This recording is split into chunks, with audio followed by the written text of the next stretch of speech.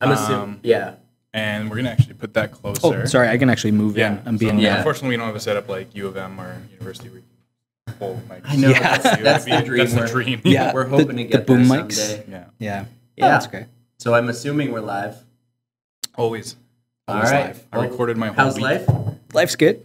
Yeah. How about you? Pretty damn good. I mean, the Bombers lost, but that's it's going to happen. I was going to say, it's got to happen eventually. Yes. So we are here with Spencer Johnston, jack of all trades, I probably have to say. Pretty much.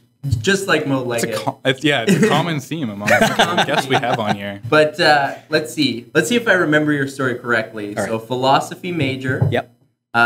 Musician of all kinds. Yep. You're going to list those instruments you Oh, play. man. Every Okay. single one. If I can remember them. Can you really play them if you can't? Fair enough.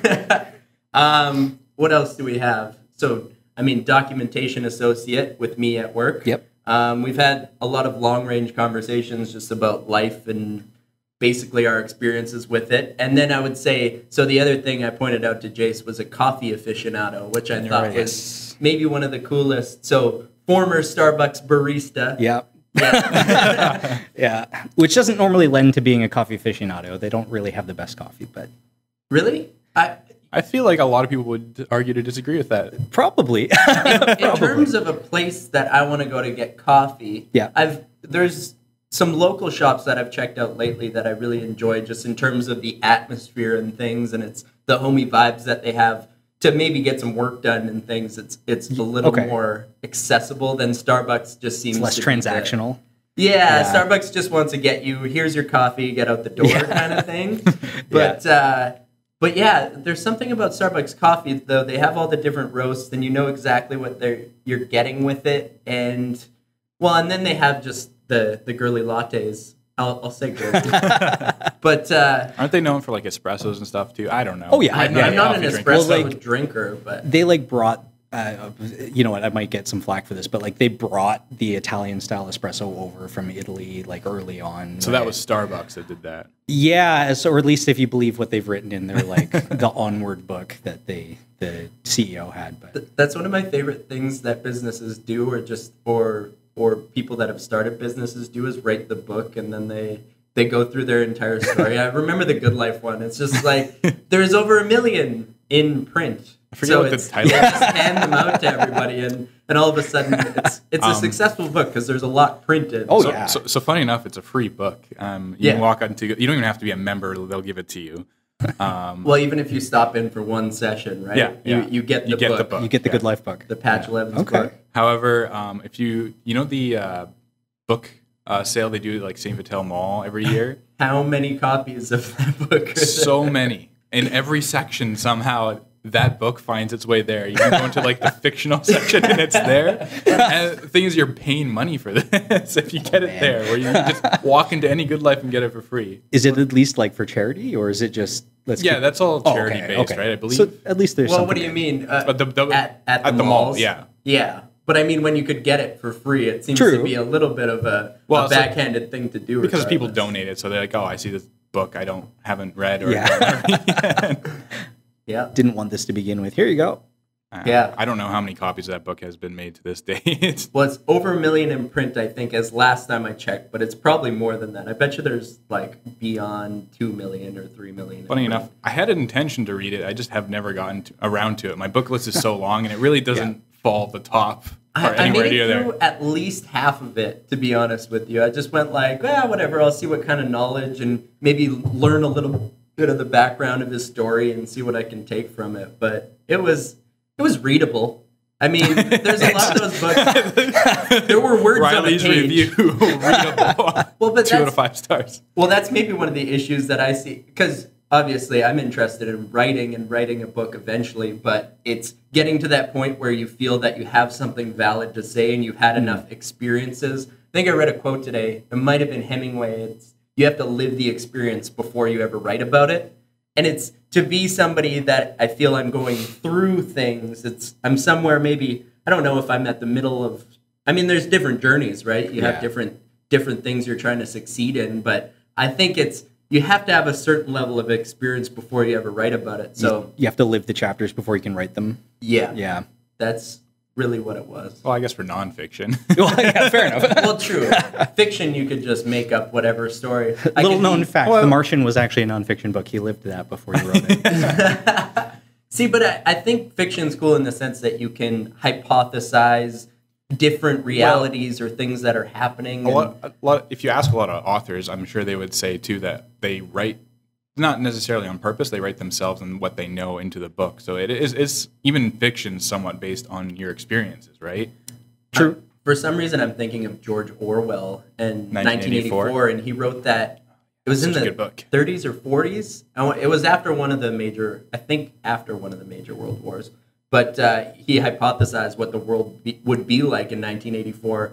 And he was maybe a little bit off on the date, but a lot of the things I'd say we're closer to it now than ever, and I'm probably even closer than the book even realizes that it hit. Yeah. Oh, yeah. Well, just the fact that there's always something watching you, and we know from, what was it, Snowden, the movie, that the CIA is watching, basically keeping tabs on everybody in the entire planet. Is he still in hiding in Russia? Yeah, he's still in Russia. This is a lot of tangents. I love that we just hop around It's all like over the place. spending time on Wikipedia. You just go down the rabbit hole. See, But what's true and what's not? I'm usually good with my Wikipedia searches because it's just one thing to another thing within the same genre or realm that I'm trying to search. I'll go on mythology rants and just, here's Hercules' story and some of the myths, and then I'll go to another Perseus or somebody, and then See, I think it's a Tales little of the Gods. ADHD bleeding through for me because I'll be reading through and go, "Oh, what's that? That's a link," and then just click this. next page. Okay, oh, this is interesting, and then there's another link. Well, I would say that that's very, from the little I do know about your personality, the fact that you always try and go underneath the surface, so you want to know almost everything about everything. Yeah. So I could see those links being a little bit maybe distracting for you. Oh, yeah, when you're just scrolling down and you see something that might be interesting. Have you ever heard of SCP? No. Secure, Contain, Protect, or something like that. It's like some. Sorry, this is another tangent, but it's like this, like almost Wikipedia style horror website where there's all these. It's a government agency called SCP, and they have to go out and find all of these like crazy made up creatures and stuff. But it's very Wikipedia style, so they'll reference all of these like monsters as a link partway through. And so that when I first found it, it was like 120 tabs on my browser because all of a sudden, okay, I got to read about this one now. Okay, you've referenced this monster. Okay, let's find that out. What the hell was that? Yeah, I'm trying to think of the most plausible mythological monster. I think the Loch Ness Monster. I feel that we only know so much about our oceans that there could be some, the Pokemon plausible Lugia, that it could exist.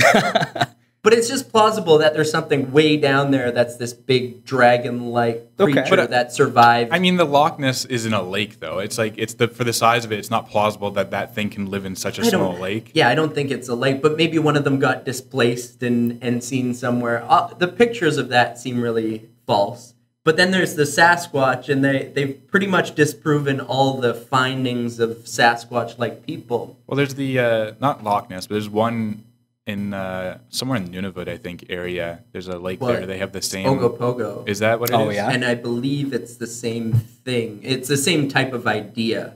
But yeah, they named the lake after. You can see videos of like things in the water and fins or whatever, but it's just like they're all really low quality, of course. Right, yeah. We live in an HD age. Why have HD quality of things that may not exist? But it's funny just in terms of perception if you're able to even see those things. I mean, people have visions of things that are not really there, and I know sometimes I can get distracted by my periphery or something in the light. Yeah. So, and even actually, I had one of the scariest moments of my life was in the dead of night. I woke up to lights flashing, and it was different colored lights. So it was green lights in my window, and there was I believe I was staying at my parents' at the time, and so there used to be a big evergreen in the front, and so there were kind of branches sticking out, and there was this green light flashing, and this weird, and I believe it was a plane going past or something, or maybe even a car on the street, but it was definitely a green light. Yeah. And I knew, I mean, my brain was saying this isn't anything, but obviously there's that part of you going, aliens are coming and I'm getting abducted and I'm going to be one of those crazy persons with a probe story or something. Had you just woken up or? Just woken up. It was probably 2 or 3 in the morning. And I believe my then girlfriend was in the room as well and also woke up. That happened to me when I was a kid, except it wasn't aliens. It was this creepy lady standing over me in white.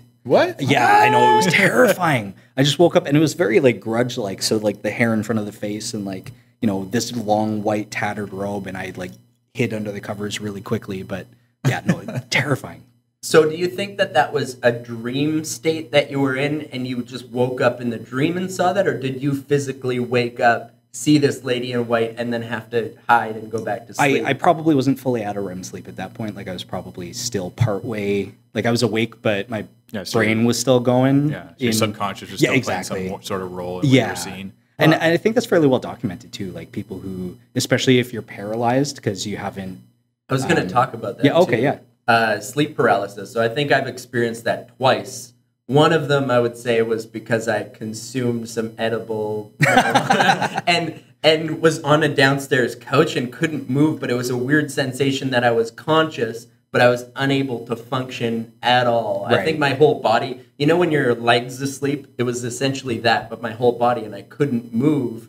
But it was a terrifying feeling to just go, I want to move, I want to make myself more comfortable, but I can't right now. That's crazy. And so I didn't really have an out-of-body experience, but it was just one of those, it was weird to just feel lost in your own body. Yeah. There was a disconnect between brain and function and Were you able movement. to like recognize immediately that that's what was going on, or was it terrifying at that moment? I think my brain was conscious enough and cognitive enough to be able to know the situation I was in. And then I went back to sleep, woke up, and then went, that was weird, and went on with my day. A lot of people are really scared when that happens because they just don't know that that's like just a natural thing that happens sometimes. Yeah. Yeah, mine's been really quick. I've had it before, not since I was a kid, though, and it's always been me waking up suddenly, and it feels like the bed is kind of going up into a vertical, so you have that falling feeling you get. But then you can't move as well. And it usually lasts for like 5 seconds, and it's gone, and you're awake. So I guess it's that part of that coming out of that REM sleep, right? Yeah. Oh, yeah. Well, I visited I've had that happen a bunch of times when I visited for some reason visited some family in Scotland, and my uncle, I had kind of like been suddenly woken up by that feeling of like, oh crap, I'm falling, and my uncle goes to me, oh yeah, that's just your body stopping you from dying. You were going too far into your sleep pattern there and you're about to die. And I'm freaking terrified. Like, I mean, I'm 18, so I should be old enough not to be scared by this, but like, I'm terrified at that point. Like, what? Did I just almost die? No.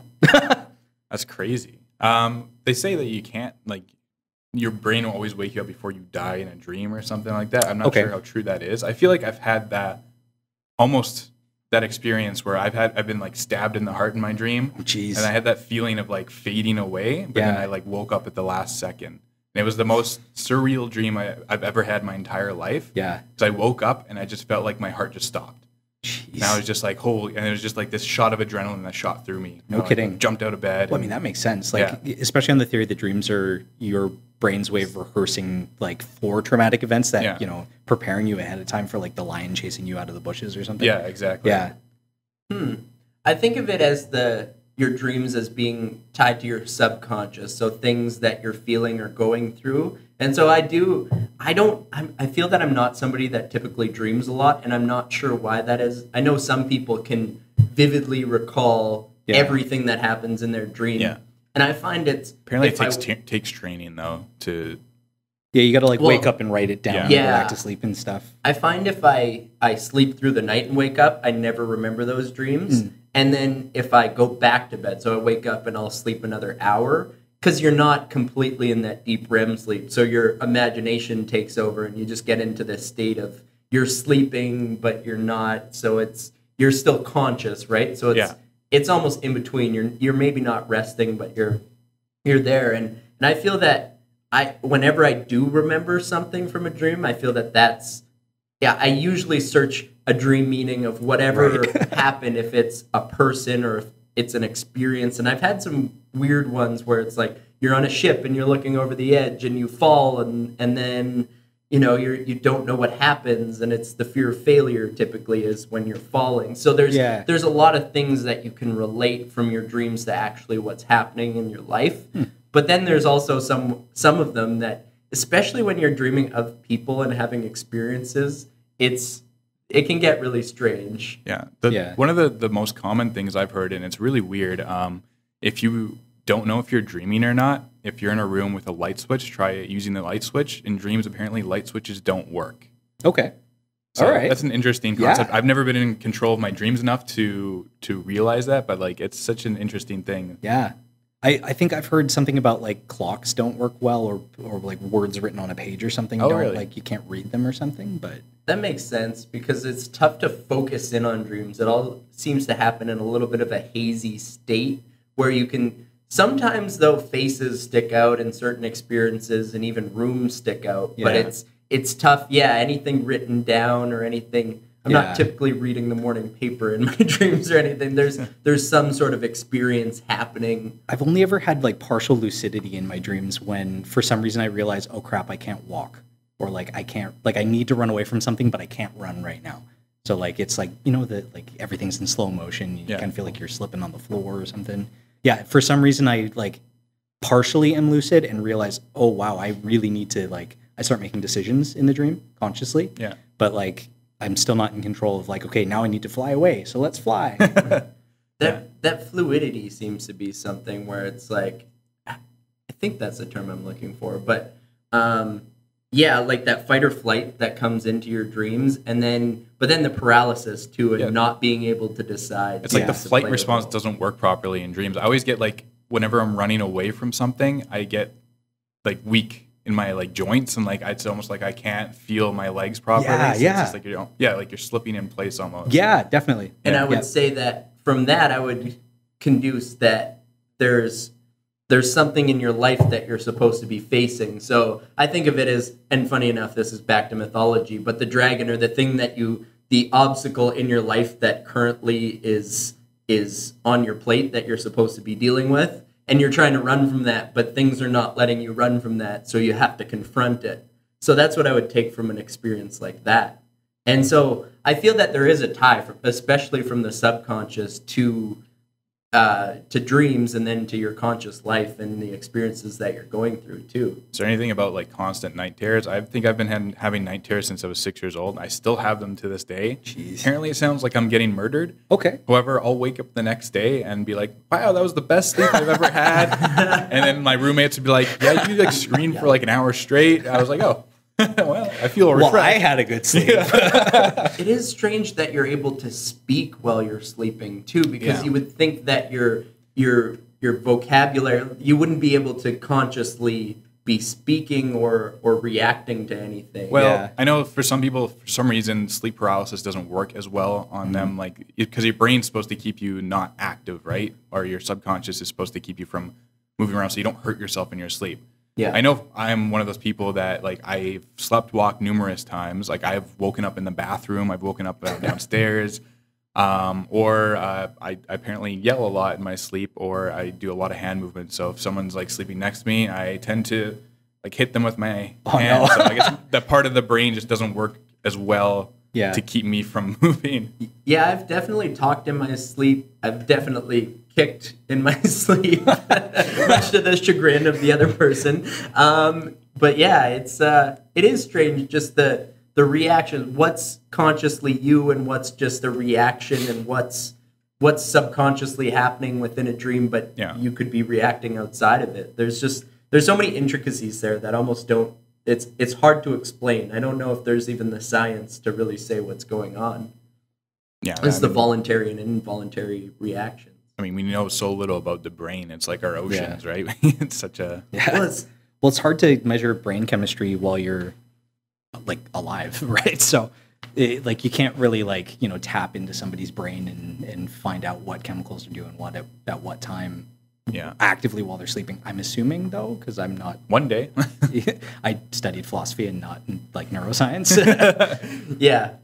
We're not qualified to talk about this neuroscience that we're trying to hypothesize. Philosophy, neuroscience, potato. Well, philosophy of mind was my main area of study, so I'm a pretend neuroscientist. philosophy of mind. So is that consciousness as being one of the things? Like, what were the core concepts of that as a major? So, I mean, like, my major was just philosophy, and they make you do, like any other major, they make you do a bunch of different things that you're not really interested in to begin with. Like, I, for some reason, was not at all interested in ethics while I was there. But then after I graduated, suddenly, oh, wow, ethics is really cool. I really should have paid attention to this. So philosophy of mind is fairly broad because it's like all encompassing of your mind, your brain.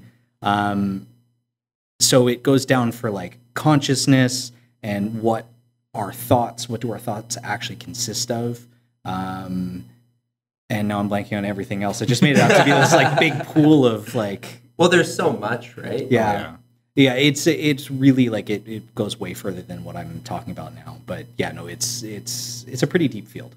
Yeah, I enjoyed. So one of my favorite courses was a sport ethics course, and really it was pertaining to sport and basically where the values and rules stem from, and maybe where you fall on how you view those rules. And so you had to designate where your mindset was and where your belief system sort of stems from in terms of all these ethics in sport. And so some people were just, I think it was deontology, where it's rule followers. So basically, this is the set of rules. You follow them. If you break them, there should be a penalty, and et cetera, et cetera. So, and that pertains to whether it's on field, you get an objectionable conduct and it's a 15-yard penalty, or using performance-enhancing drugs is against the rules. The difficulty with that is what is then how to create rules and who creates rules, because you almost need.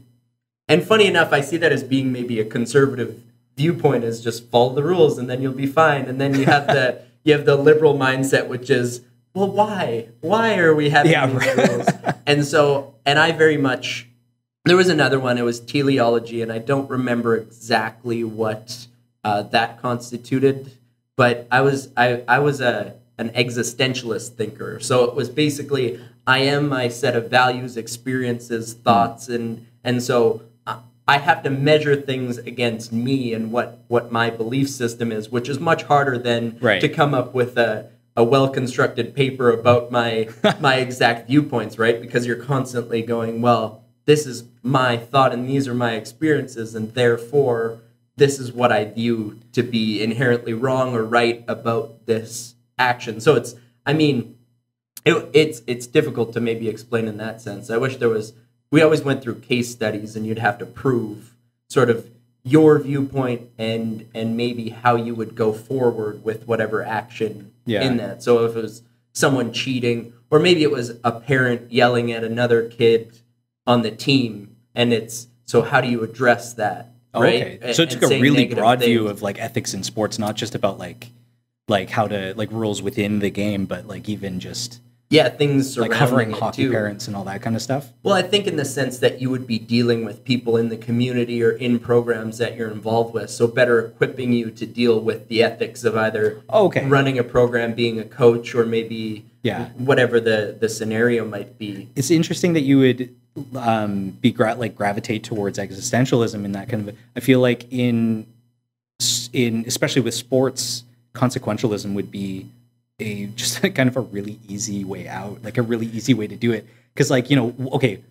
it's a very, sports in general are very rule based, right? So what is the effect of this rule on the game itself would just be kind of, I don't know, to me that's where I would gravitate, but it's interesting that you went kind of a different approach. I think it was funny because one of the first things the prof said, I wish I remembered his name, but it was interesting. So I took the course at the U of W, and my major was at the U of M. So it was with students I didn't know, a prof I didn't know, and they were all AT or kinesiology-based students. Okay. So it was myself, the only rec management community development student in that class, and I felt that I had a very differing opinion. And it was funny because one of the first things he said was, if you consider yourself an existentialist, you're going to have a tougher time writing papers than anybody else. Sounds about right. And so he was flat out honest. But then when I did the research, I think one of my core philosophers that I studied was Kierkegaard. Okay. Kierkegaard, yeah. Kierkegaard. Soren Kierkegaard. Soren, yeah. And so he it just followed a lot of my thought processes similarly. And so I felt that it was easy to pull from that literature, and I could sort of prove my mindset and then whatever my decisions were upon that. So do you think that the kind of disclaimer at the beginning maybe colored your opinion to begin with? Like it kind of set a challenge for you? I do thrive on the challenge, but I would say that that's who I am. I'm not, I look at the meaning behind the rules in a very similar way. I think that, well, in the way that you look at coffee, in the way that, you know, the underneath the surface or mythology where you dig deeper for the deeper meaning, I would say that in sport and in a lot of, and in my existentialist view, that I look for the deeper meaning of why things are the way they are. Okay. And I almost don't, so the other side of that is I understand why people cheat and why people are maybe forced into certain boxes in sport, because when you see no alternative, so maybe on a different sense, the people that make it to a really high level in sport, and to get there, I mean, you can make millions of dollars playing sport. So if you come from a socio-demographic background where you're lower middle class, lower class, and live in, you know, and you see that as a way out. Right. So you're orienting yourself towards that. And so you're willing to do anything that it takes to get there. And so when you're forced with maybe in college or whenever it is, do I take steroids and get ahead of the competition? And, you know, maybe it's high school and it's to get that scholarship. Maybe it's to make it to the pros and make millions of dollars. Yeah, I see people being backed into that, especially when you haven't been, maybe when you're valued for your physical talents as well. Yeah. So nobody's telling you you're super intelligent, that you have all these futures in whatever career. It's, oh, you're a great football player, you're a great soccer player, you're a great, and so when your identity is tied to that, then you're more likely to just fall into those decisions. Right. Especially when it's so prevalent around too. I mean, there's some people that do it just to get ahead and just to be better at their craft. Yeah. And so when you see those people around and then you go, I'm maybe on the cusp of being something great or good in this sport, then you're much more willing to take that jump. And I know that it was, so then on the other side, being who I am, I always measured things against my morality and what I believed in. And intrinsically, I said that I would never resort to doing that in sport because it went against who I was as a person. Okay. And so, again, the existentialist, I'm weighing against myself and my morality. And yet, don't try not to judge others for their decisions, because sometimes it's even beyond their, not beyond their control, but it's that, or it seems like the better alternative to go forward. Yeah. Well, I wonder if because you mentioned the socioeconomic demographic that you fall into, that affects kind of what sport you end up playing too. Like there's a upfront cost to, like for me, like I always wanted to play hockey as a kid, but I came from kind of my family didn't have all that much money, and there were 3 kids all around the same age, so sorry guys, can't really play hockey, but here's soccer. All you got to buy is the cleats and the shin guards, and then pay for the fee. So I wonder, if that maybe influences anything in the person. Like there's so many things to talk about there, but well, that influences sport a ton. Yeah, I would say you have the upper middle class and, dare I say, predominantly Caucasian white sports. Yeah. and yet that's evolving too. I mean, you see all sorts of stars in different sports, and then you see the typically. I mean, you see a lot of black athletes in basketball and in football. Okay. And I mean, you just see the differences in terms of cost to play. And so you look at hockey, you look at tennis as being pretty elitist. You look at... Oh, sure. For like the lessons and stuff, it costs quite a bit. Costs tons to tennis, be a golf. part. Golf. Yeah, golf, yeah. And so, and yes, certain things are breaking down, but it's some people like to hold on to whatever... I mean, you're getting into group identity and things, and then there's the in-group and the out-group, and so it's really hard to break in if you're somebody from a different culture or background or race. Yeah. And even a sport like tennis, golf, you couldn't have females as part of the club because it was a men's club. That's where the guys go to drink beer and shoot a golf ball. Yeah. And so it took a long time. I think tennis was a little bit like that. I mean, I believe women had to wear white and skirts and things, and so there's proper attire. Yeah. And so you had similar to golf. That. I mean, yeah.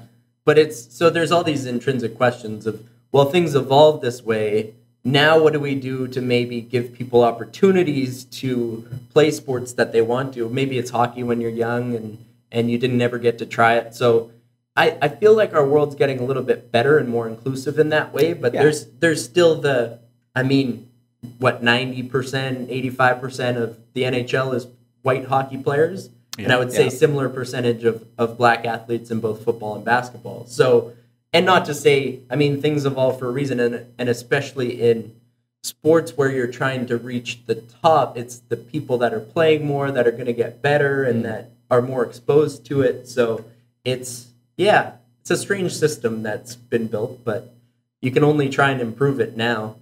I mean,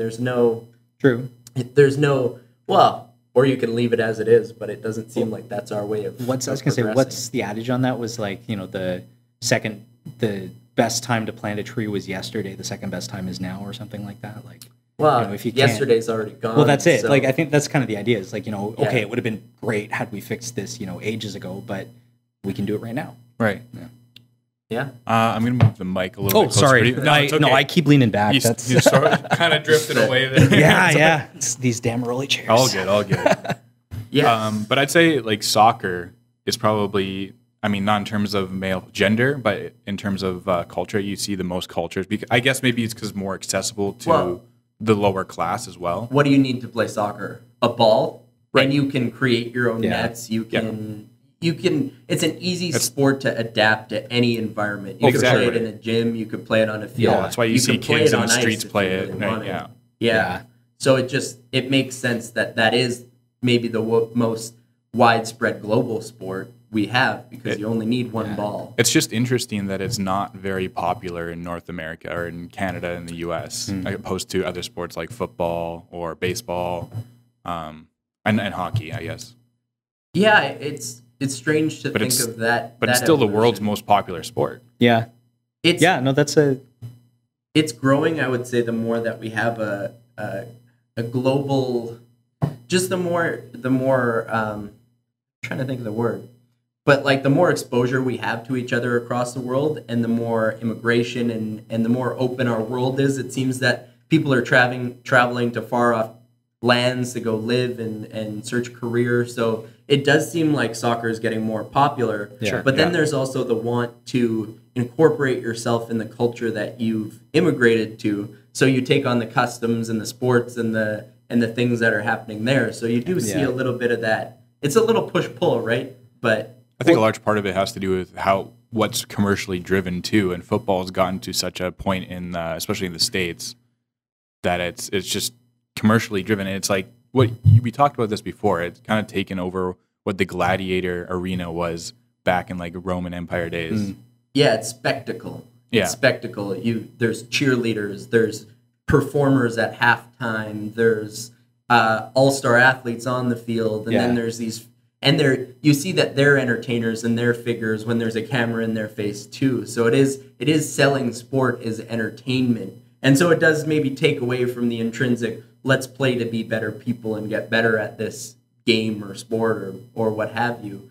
But it's how our world's evolved, and commercials are only getting longer and more extravagant. And that's true. But then you're seeing this development now with YouTube. I wonder if you're going to see sports gravitate towards less commercials, but you have to pay for your subscription to watch. I mean, I think that's just the way like we're going to consume visual media going forward. Yeah. They're starting to lean towards that now too. Like you can buy the passes online to watch the sports directly, the direct feed. I mean, you still get commercials with them. Yeah. But it's getting less cable driven, I guess, and more online driven.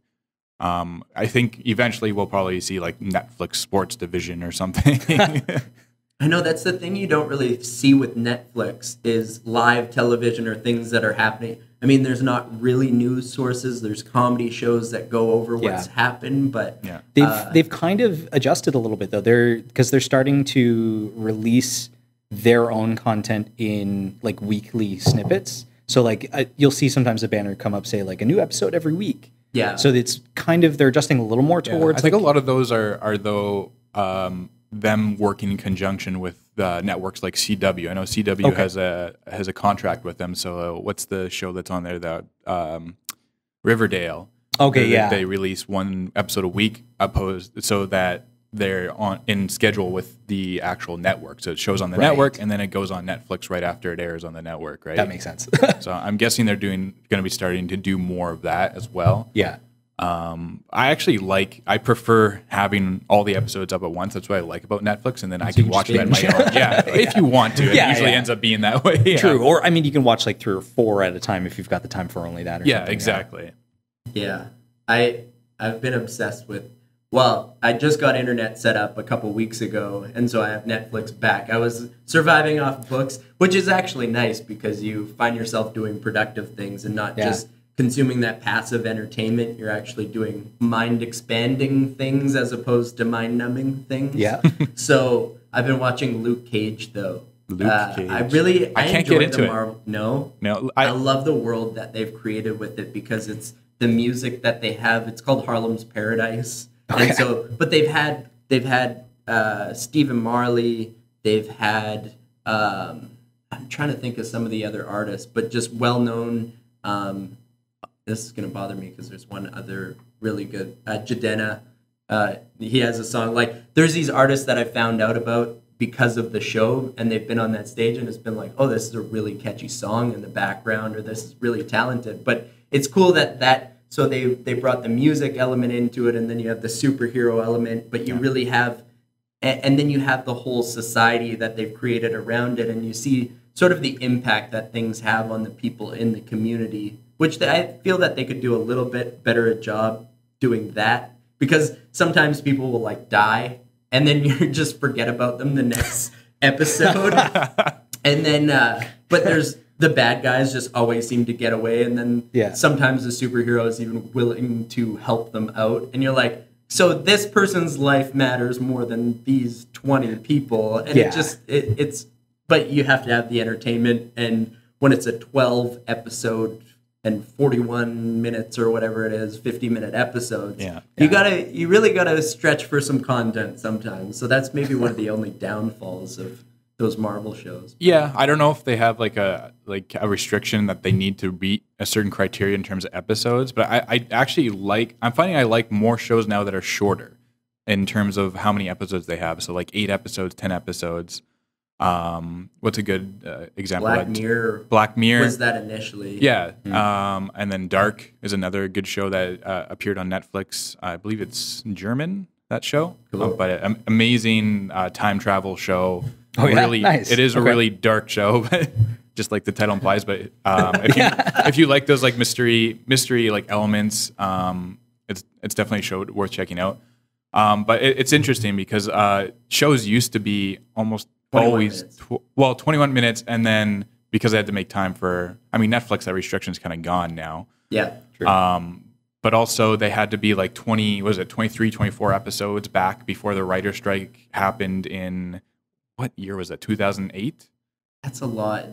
Coming up with episodes and editing them for half the year. Essentially, 26 weeks would be half the year. So 24 episodes would be and then time to write and actually record and to edit. Not that it didn't exist back in the day, but it was less common to see a show that had 12 episodes per season. But now we kind of expect it. After the writer's strike, it seems to be that. And I like to lean that way because I like more character and plot-driven shows.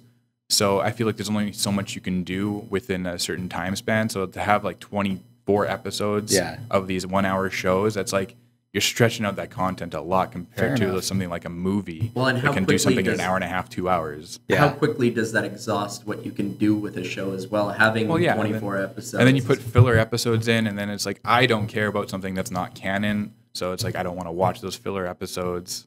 I mean, I love Game of Thrones as much as anybody, but if they doubled the amount of content, I mean, it's basically a movie every episode. Well, that's the thing, and then half a movie. That's the thing. That budget gets stretched thin too, right? So if you double the episodes, which is 10 per Game of Thrones, not even anymore. There's 6 in the last season, I think, or 8. It's the whole quality versus quantity debate. Yeah. I'd rather have quality, honestly. Some people would rather just have more, and it works for some shows like maybe like more of the sitcoms and stuff that they can just keep pumping out material one after another. I like when I watch TV, I tend to watch mindless, kind of dumb, funny shows. So in that case, I'm just greedy. I just want it nonstop. Just keep it coming. I'm with you in some cases. Like I've never watched Rick and Morty until about 2 weeks ago, and I got really into that show. Yeah. And the seasons are only 10 episodes long, and I'm like, this needs to be double that at least. Because I can't get enough of it. I didn't like it at first, but it really grew on me. Yeah, and it's getting kind of a bad rap, I guess, because of the fanship online. Oh, is it? But yeah, or at least it was a while ago on Reddit. But Reddit's kind of a... But they did announce season 4 was coming for that next year. I don't think they're... It's nice to see that they're not rushed to do it either. That's good. Yeah, so they want to take their time, make sure they come up with quality content instead of having... Got to make sure we hit this fall schedule every fall, right? Yeah. True. I want to do a study with people and just see how long it takes to... I find once you're invested in a show, you have to then you've invested the time in the characters and getting to know plot lines, and then you almost need, or you feel the need to know what happens next. Yep. And then the really good shows will leave you with a cliffhanger, so you go, I have to keep watching this next one to see what happened at the end of this last one, and then it just continues on that tangent.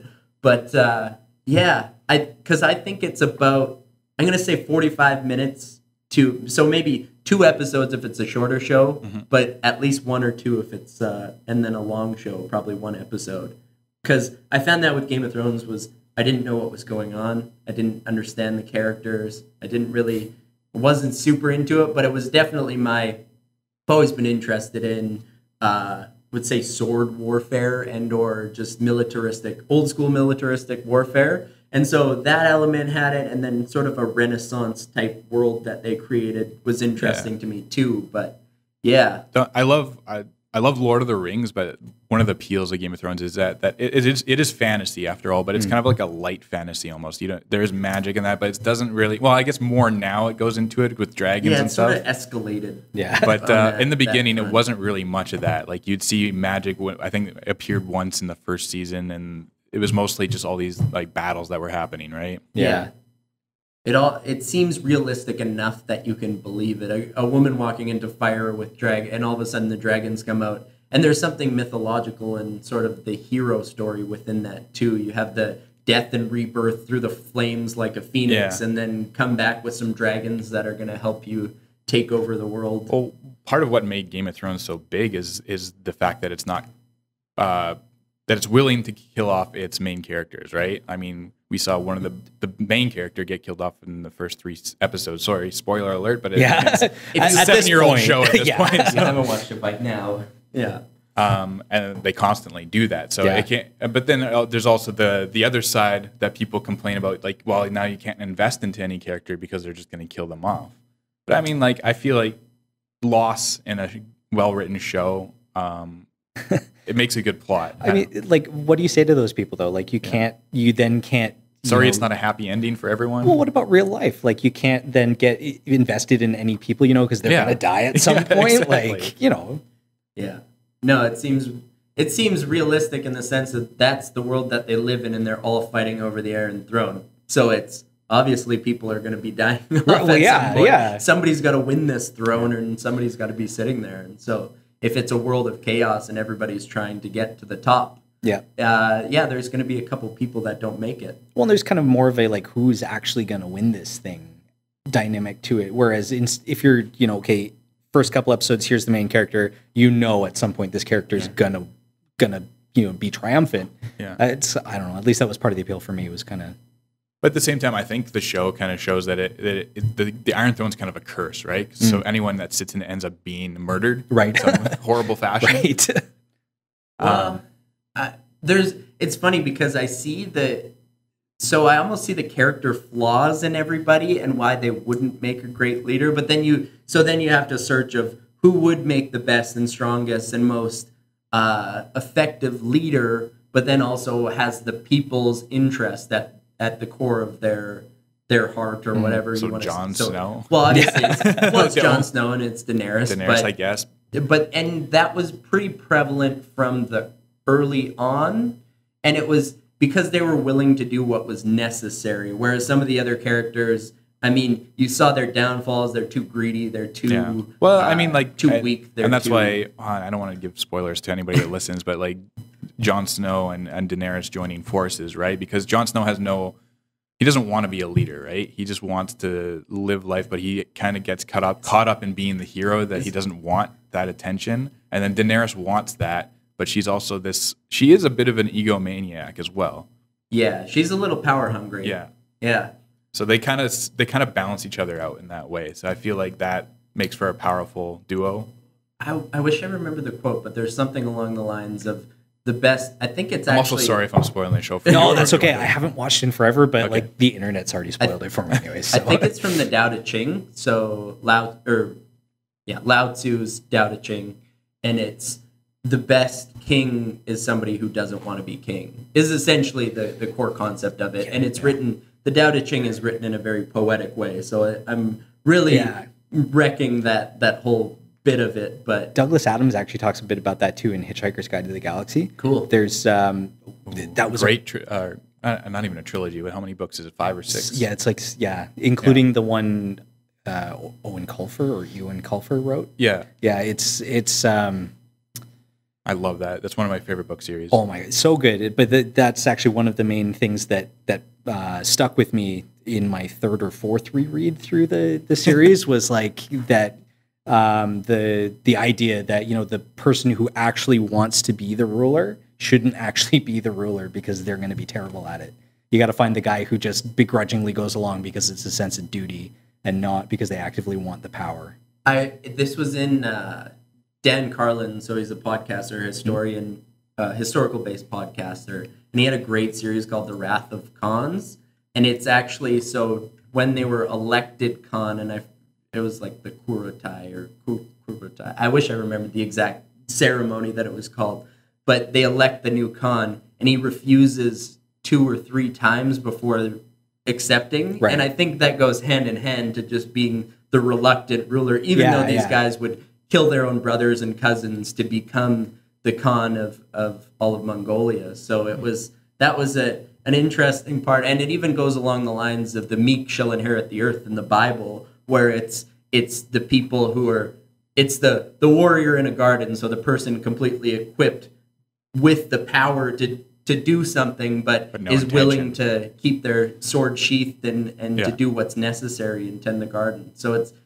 have that power, but not enforce it on people. Yeah. So how does a philosophy major then also get into music? Do you find that they're hand in hand?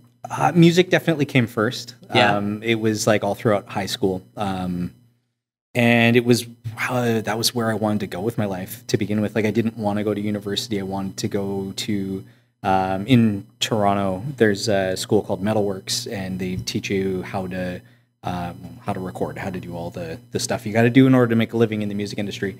And my mom kind of sat me down and was like, listen, you can do that afterwards. Go to university first, get your degree, and then go do Metalworks afterwards. If you do it the other way around, the stuff you learn at Metalworks isn't going to be applicable anymore.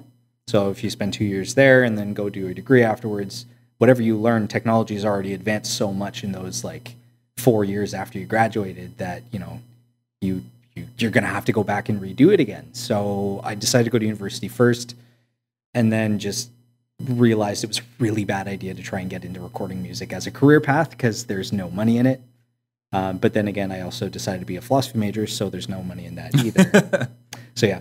But there's something in following what you truly want to do. I think for me it was difficult because I had no clue coming out of high school. I enjoy football. I want to do that. Yeah. But again, there's very few careers, and you still got to work on your way towards that. Yeah. So it was trying a lot of different things, and I basically found bartending in the fact that it was the quickest way to make $1 in a short amount of time, and it was a pretty fun industry to be involved in. So, I mean, I started as a dishwasher and then moved to front of house, and then Start to work your way up.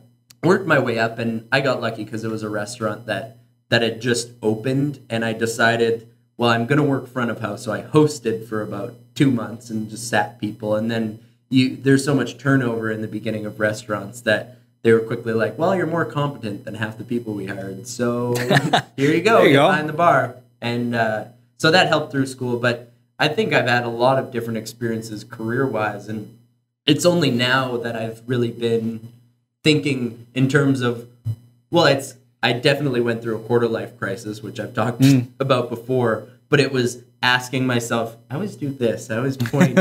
I'm pointing to the star. And this is my life. And I was down here, and this is where I'm aiming. Yeah, so I keep doing that. But anyways, besides the point, so I asked myself difficult questions of what I actually wanted to build and accomplish in the world. And it was like, it's interesting to have the confidence in yourself to start doing that. Because I would say before, not that I was a low confidence person, but I listened too much and cared too much about likability and other people's opinions to ever follow what I truly wanted to do or even say or act. And so I feel more in tune to that. And I don't think it's a perfect process where you can be congruent to the inner you at all moments of all time. Everybody has slip ups. Everybody. And I actually was writing about it a little bit the other day that if you could live that way, you would truly be enlightened.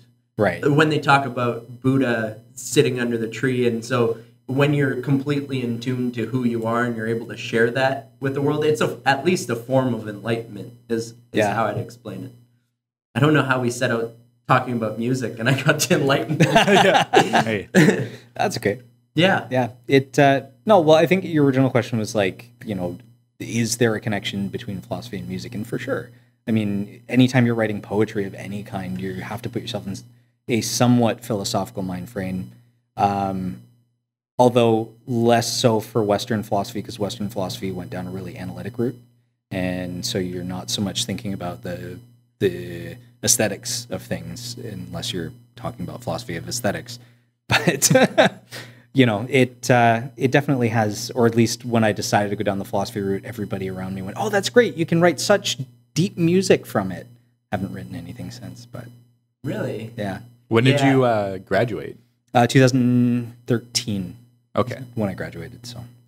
So is there a plan to eventually kind of meld philosophy and music together? Is that what would you like to do? Or is there a new plan that kind of came out of that? I'm terrible at planning things. I don't plan. My original plan was, okay, go to Metalworks and learn how to record music and all that kind of stuff. And then when that went out the window, I just kind of went with the flow. Moved from just outside of Toronto to here. Basically, my girlfriend got a job here, so okay, cool. Let's new experiences, new city. Let's go try that. Basically for the music side of things, if it happens, if I get kind of the inspiration to write something or something like that, then that would be fantastic. But I'm terrible at planning. There's no plan.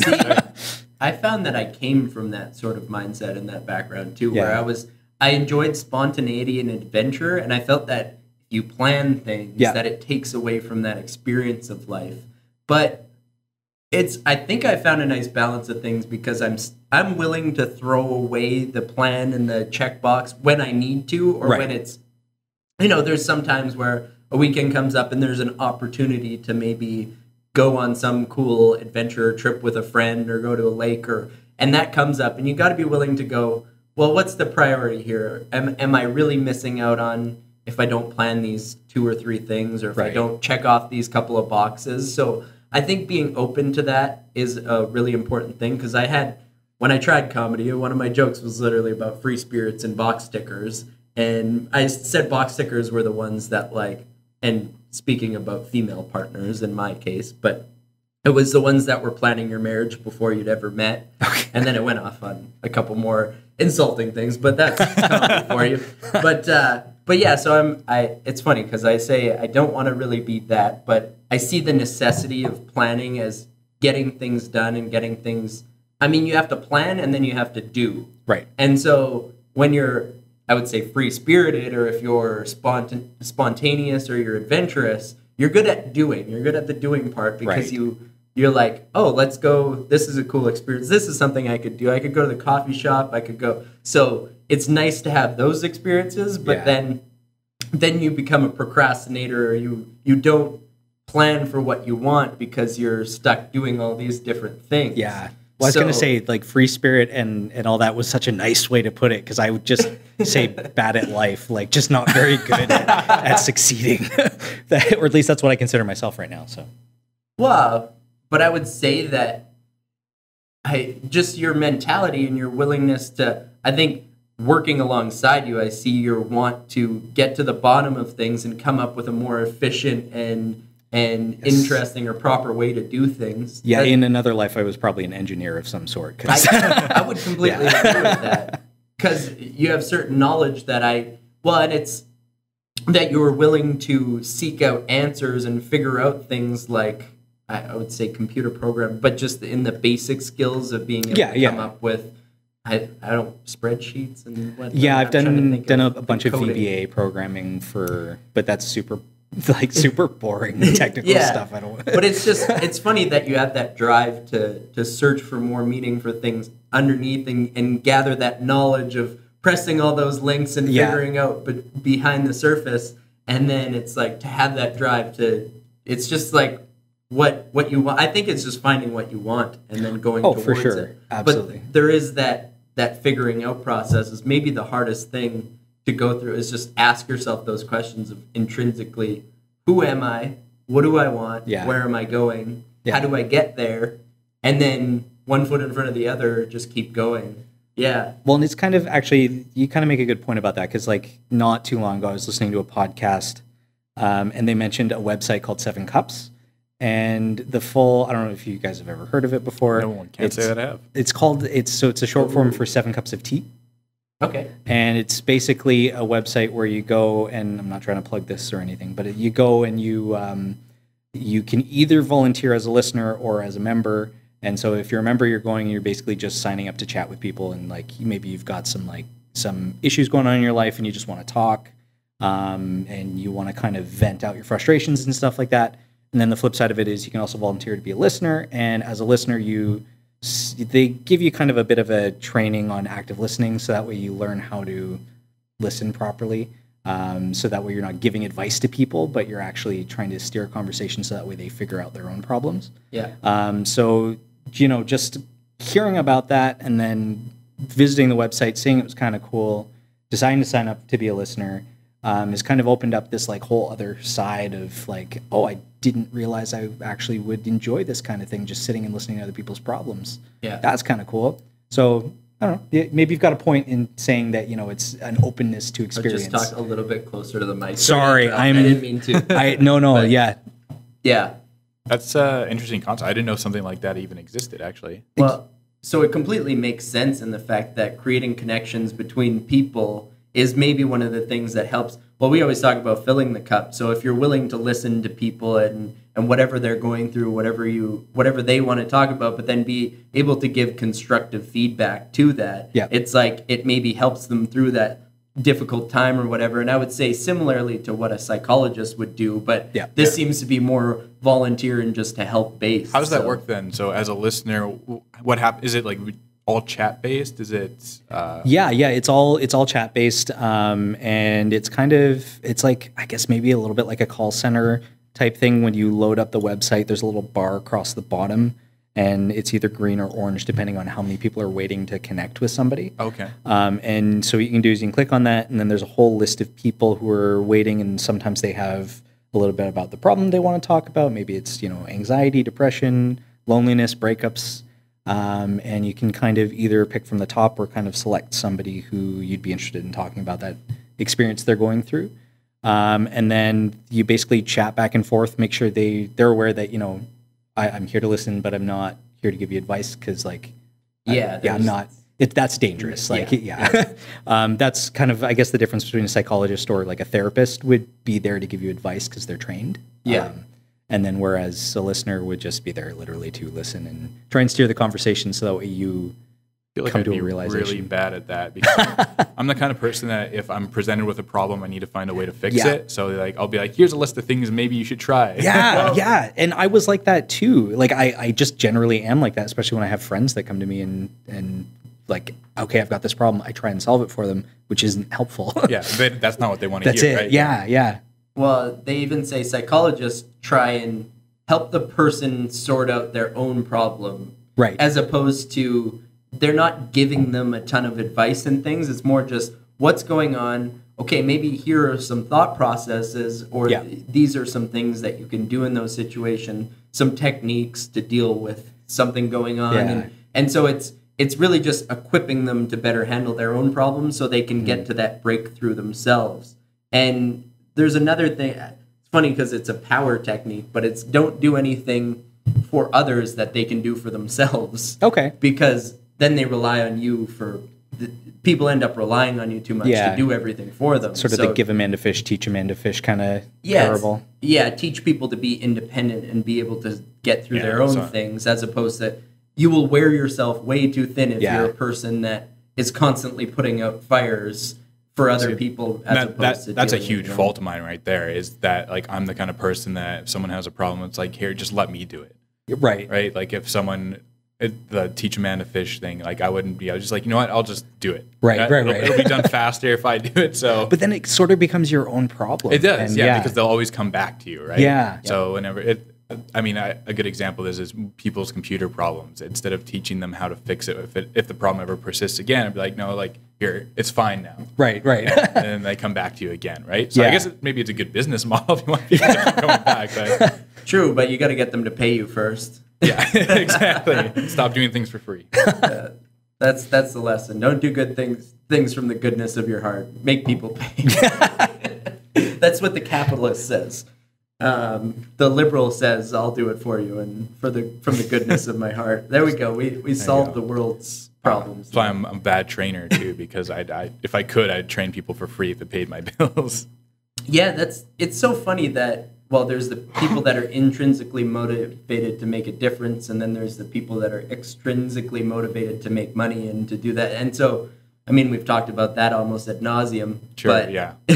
It's the fact that, but you want it to stem from that place of genuinely helping people. But then there's the necessity to be able to survive in this world and to pay for bills and the things that you want to do. I always feel guilty taking money for a service that, like, I don't know. It's weird. For even when I do like graphical design work for someone, I always feel bad when my friends come to me and be like, "Hey, can you do something up for me?" And I'm like, "Don't worry about it. You don't have to pay me." And even though they offer, right, it's just if they paid me, then I have that almost that feeling of guilt for something that I enjoy doing anyways. Okay.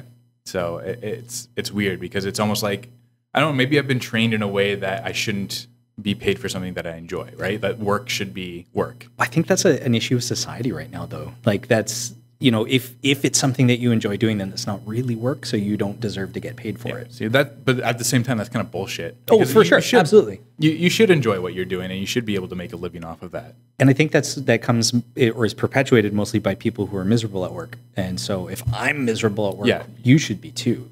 Yeah, completely. It's judgment on other parts who don't necessarily enjoy what they're doing. Just projecting their own issues. Yeah. Constantly playing that game of like, it's something in my own life. It's like never get so stressed out that you can't just give back, do the things that you want and whatever. Like, I don't know. I don't want it's not be doing the thing just to make money, just to, fulfill selfish needs or whatever. It's always wanting to like do something good. And in the sense of it almost seems that it should be state mandated or whatever, that you have the core physical abilities to live healthy and active. But it's almost... I could not agree more with that, by the way. Well, and obviously that's a grassroots development, right?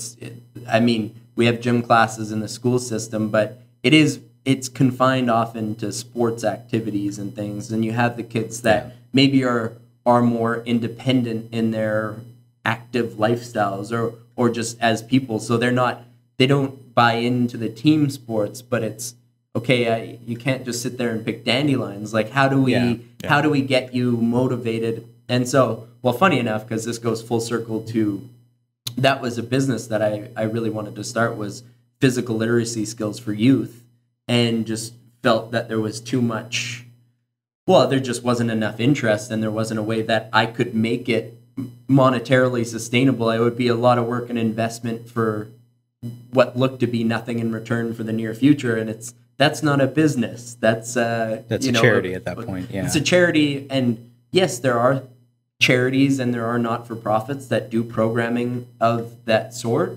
but they're confined to, it's typically money for underserved populations, and which is really important work. But I would say we only equip maybe half or above half youth to live healthy lives, and to know and to motivate them, and to know that they have the proper, but like the physical skills to be active. Yeah. And so physical literacy is the same way numeracy and literacy is. So reading books, obviously you know what level reading you're at, and if you can read a book and read at a grade 9 level, I remember they'd say that, but mathematics is similar. You have to follow this. And mind you, I suck at math and everything that they did. So do I. But so I guess in terms of that, I might need more math literacy. But then physical literacy is another part of that, is just having the core skills to be able to be active for life. And I don't think that we've equipped people nearly ever, but I like that wording, by the way, physical literacy. Yeah, so that's a term actually. It's Dr. Krelars of Winnipeg, he's a big proponent. He works out of the U of M, and he's, I guess, Dr. Krelars, yeah.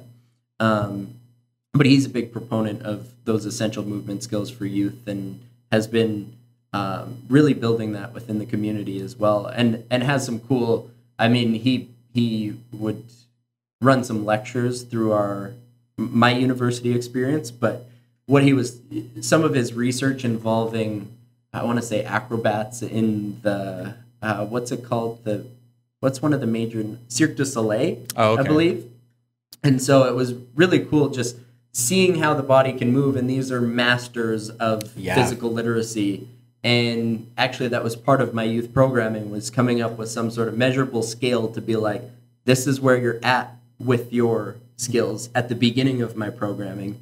And then it was to actually have purposeful building of those skills, sort of individually, but as part of fun games, or because it's usually tricking kids into thinking that it's fun, and that it's, well, just keeping them moving and active and enjoying it, and keep them motivated to be involved in it. And then to come back at the end of I would call it an intervention, just in the sense that it's something different within their curriculum, and what's currently offered. So to measure at the start and then measure at the finish, and then see this is the kind of development that they had through that time, and then obviously shouldn't that be more part of, well, and then prove the concept, and then make that more part of the curriculum as is.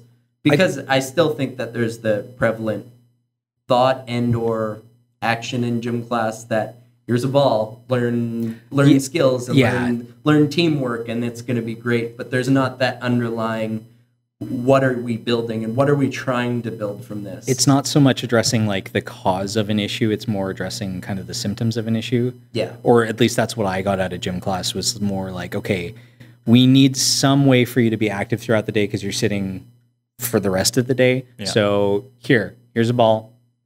Let's play volleyball.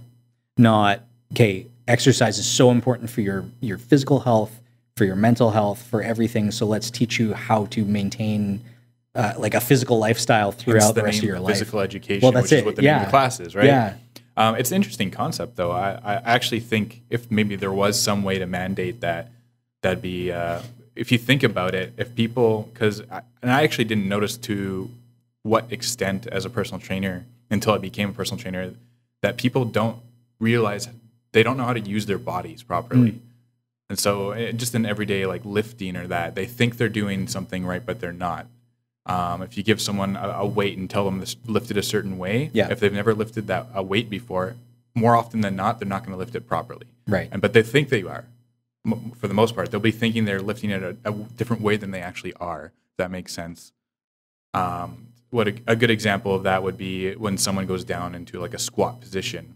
They feel fine. They're like, oh yeah, this is a natural squat position. And then you show them that, oh, you're on your tippy toes, like your heels are lifted off the ground, your back's bent over. And then you show them slowly how to do it properly. And like, oh, this is much more comfortable. Right. And I can do this for a much longer period of time with probably load-bearing weight. Suddenly it changes their world, right? Oh, for sure. Because I mean, I've signed up. I mean, this is probably a really standard story, but like I've signed up for a gym membership probably 5 or 6 times over my lifetime, and probably been to the gym less times than I've actually signed up for the membership. Yeah, so you're not one of the only ones. No. High statistics. On that. Yeah. If there was a way for the government to kind of open it up so it wasn't maybe more cost efficient, or like, hey, here's a gym membership. Go use it, or we'll pay for this recreational sport that you want to play, or something like that. So, honestly, they have I want to say bursary or some kind of grant that you can apply for weight loss. But you which have I to think be is really freaking backwards. You have to be. I think there's a certain criteria you have to meet. So like you have to be pretty obese, obese in order to actually apply for it. But it's such a silly. That's I mean, addressing the symptom instead of the cause again. Yeah. And that's very much, I would say it's our system is a little backwards. It's back to the starting with why, and it's okay. Well, what should we do for people that we can equip them to be healthy and active for their lives and be motivated to do those things? Yeah. As opposed to, okay, people are already obese, and not to say that you should do nothing for people who want to get active, because it's never too late to make a change. That sounds very cliche, especially when our podcast is named "Be the Change." This will be the tagline for the show. Yeah, apparently we'll have a couple catchphrases in there. But no, it's never too late to make a change, because yes, you can be better than you currently are in almost any capacity, right? And it's when we refuse to stop growing is when bad things happen. Like that's when you get stuck. That's the definition of insanity, trying the same thing over and over again, expecting different results. So it's like you have to be building in different ways. And obviously, if you don't have any limitations in that sense, like go outside and go for a walk if that's where it starts, right? Yeah. There's always something better you could be doing. I think a lot of people think of it as a chore, like exercise, and I think people look at it the wrong way. Like, well, what's the best way to lose weight? To go on a treadmill. Treadmill's super boring. Well, then do something you like. If you like biking, go biking. If you like canoeing, go canoeing. Like, those are all forms of some sort of exercise, right? Yeah. So my thing is, yes, something's better than nothing. It would be great if everybody had those core skills to begin with, but I forgot the point I was going to make. Sorry, I interrupted you. That's my bad. No, that's fine. It's interesting that we don't. No, I lost it. I lost it completely. It'll come up later, probably after the recording's done. Yeah, that's how brains work.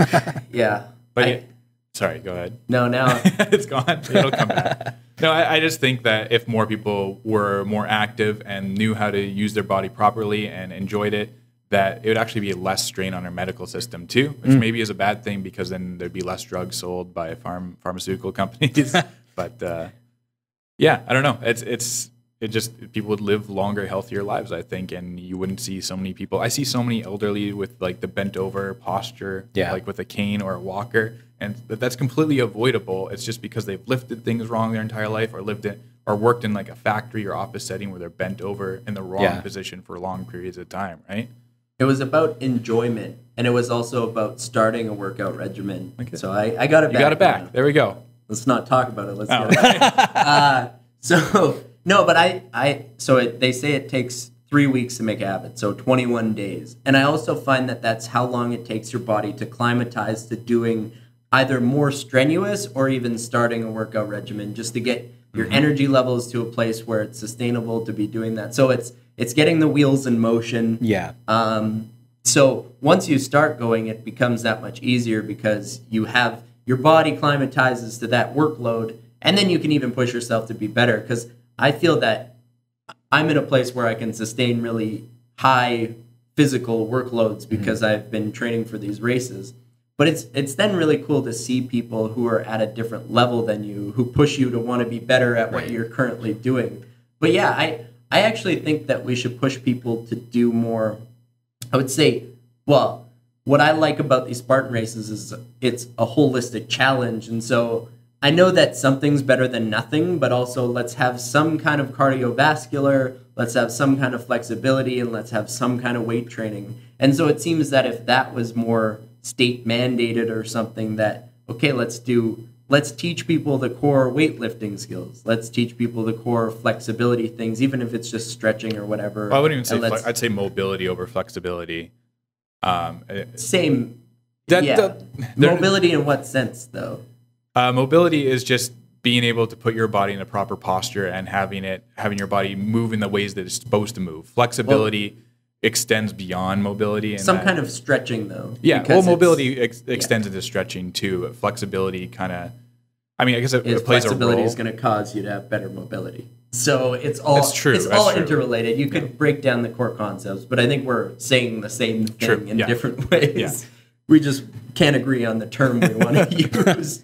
But yeah, I think having a holistic view of that sort would be helpful, because I think it would create more complete athletes. And so if you measured people with that scale, I mean, my dad always said it. He was a hockey coach, and he said the best thing, there's all these coaches that want people to just play one sport, and he says, no, because you're going to learn so many different, a kid that's playing soccer is going to have much more foot-eye coordination. They're going to be able to do with their feet what they want, and they'll be able to do more complicated motions and maybe be able to kick the puck up to their skate. I mean, there's transferable skills. So it's nice when you actually work on those different things in different capacities. And it's when you try and specify, I mean, the weightlifters in the gym, I guess if you're going to be a bodybuilder, yeah, you're going to lift weights. But it's like the typical person, it's like we should work on building these wide set of skills. So those physical literacy skills to go for full circle. Yeah. Those bodybuilders tend to lack mobility and flexibility as well. So you're sacrificing one thing to gain another. Yeah.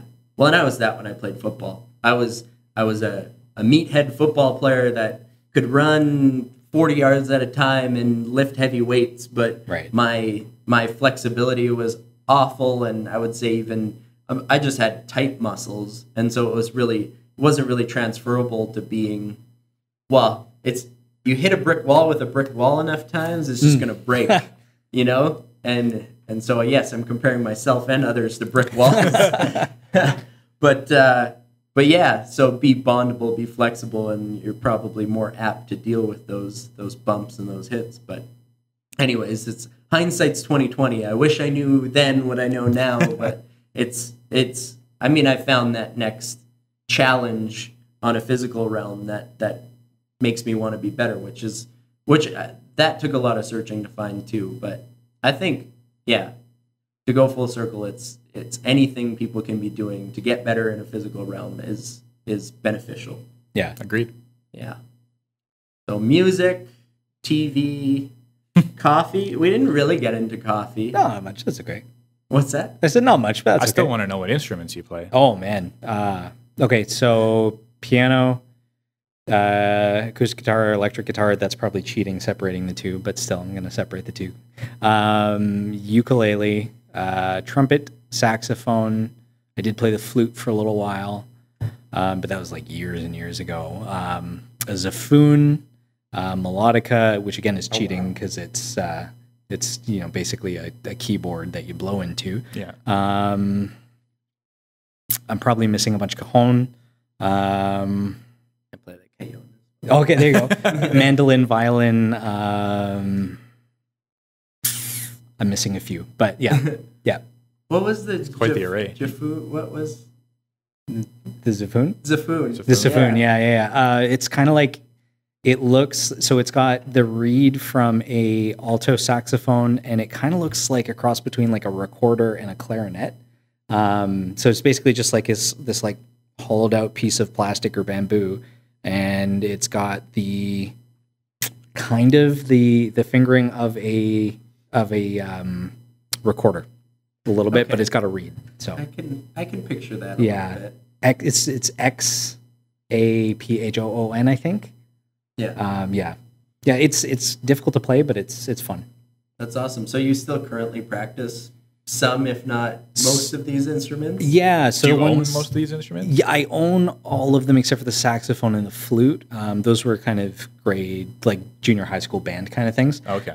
Saxophones are so expensive. I'd love to get my hands on a sax, but they're so expensive. Yeah, they are. But yeah, no, the ones that I brought over, some of them still live at my parents' house, and then the ones that I brought with me, I still play. Wow. That's and have you ever played in bands or anything too, or? Yeah, so I was actually, funny enough, I was the singer in a band. I didn't really play any of the instruments. All this musical knowledge. That's it. You're singing. And I'm singing. And yeah, but aside from that, just like, the junior high school bands and stuff like that. Do you find that you're comfortable? I find it's being the singer, you're maybe the most vulnerable because everybody's eyes are on you. I mean, that's why they become the famous ones in the bands and things. They're like the most relatable one because they're the ones that have the words. Yeah, They're the face. Yeah. Yeah. Well, I guess typically you listen to the words. It's why when I'm writing or something, I can't listen to songs with words because you focus. Your brain wants to know what the person's saying and take the meaning from it. So you almost identify with it more, whereas if it's music, you can just let it.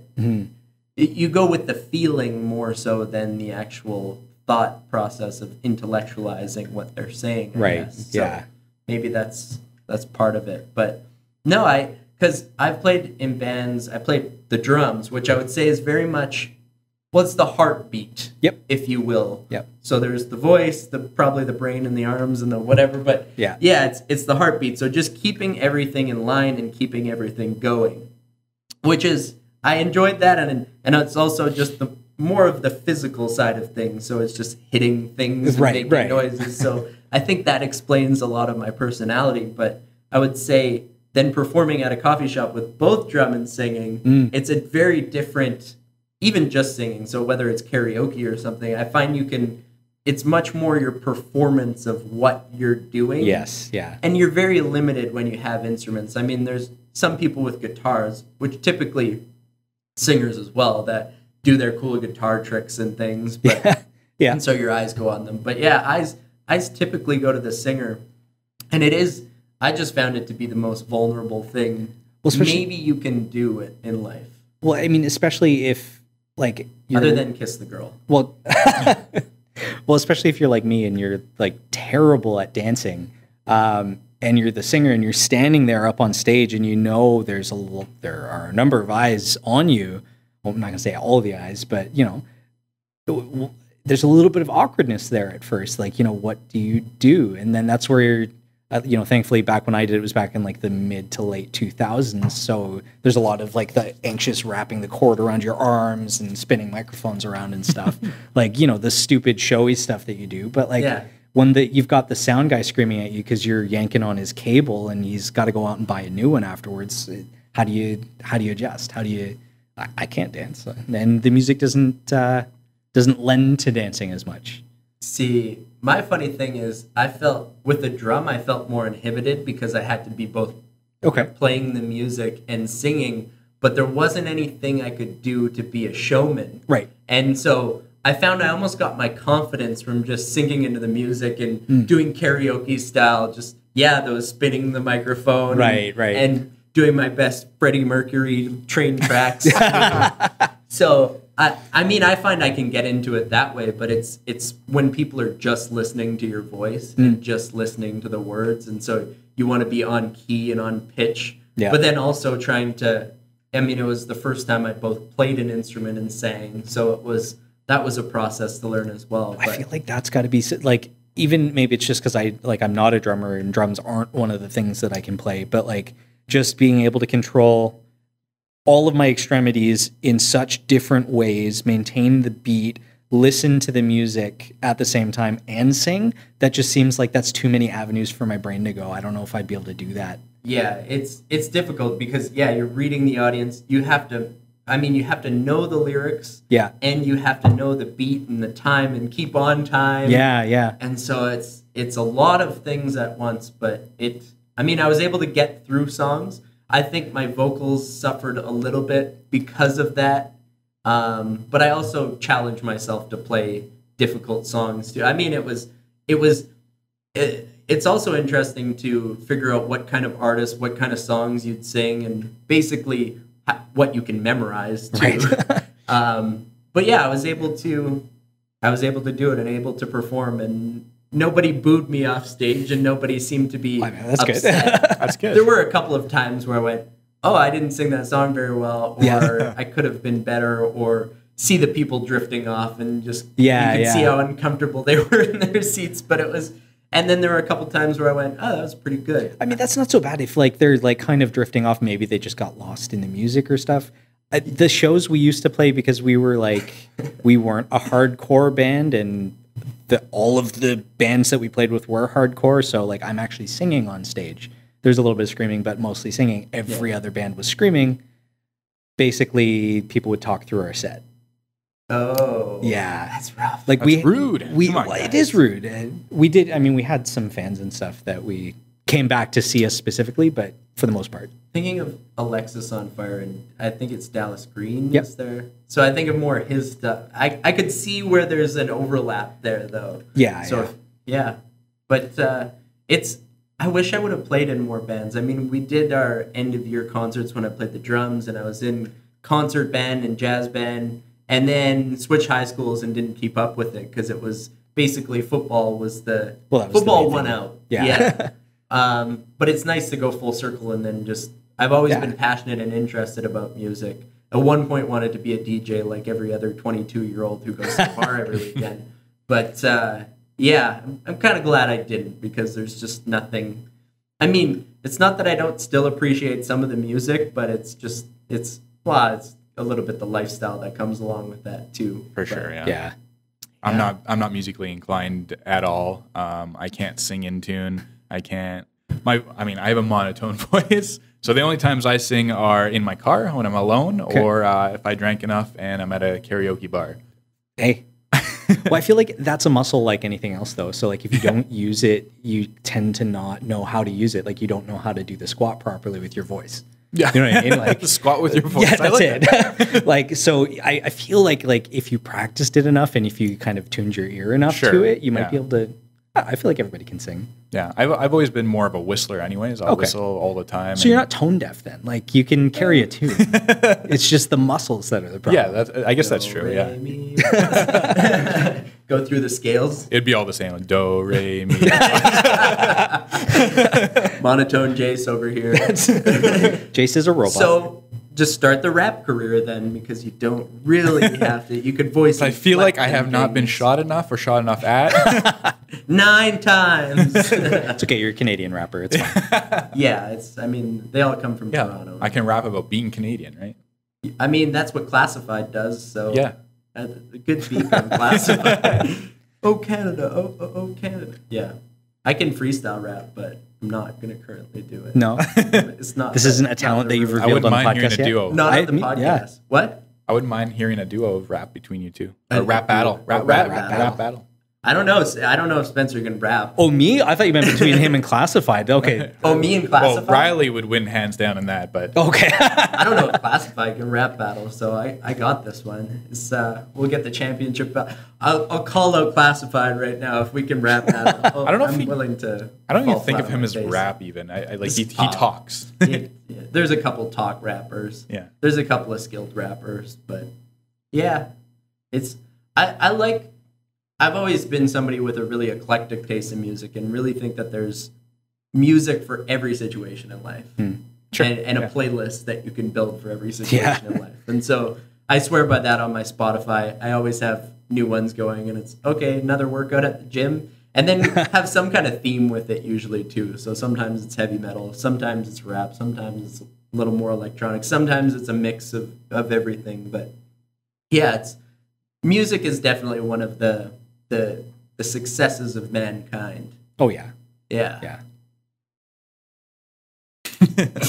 Actually, there's a new kind of music I want to start listening to that I've kind of been getting into, but I want to bring it back to when I start working out again.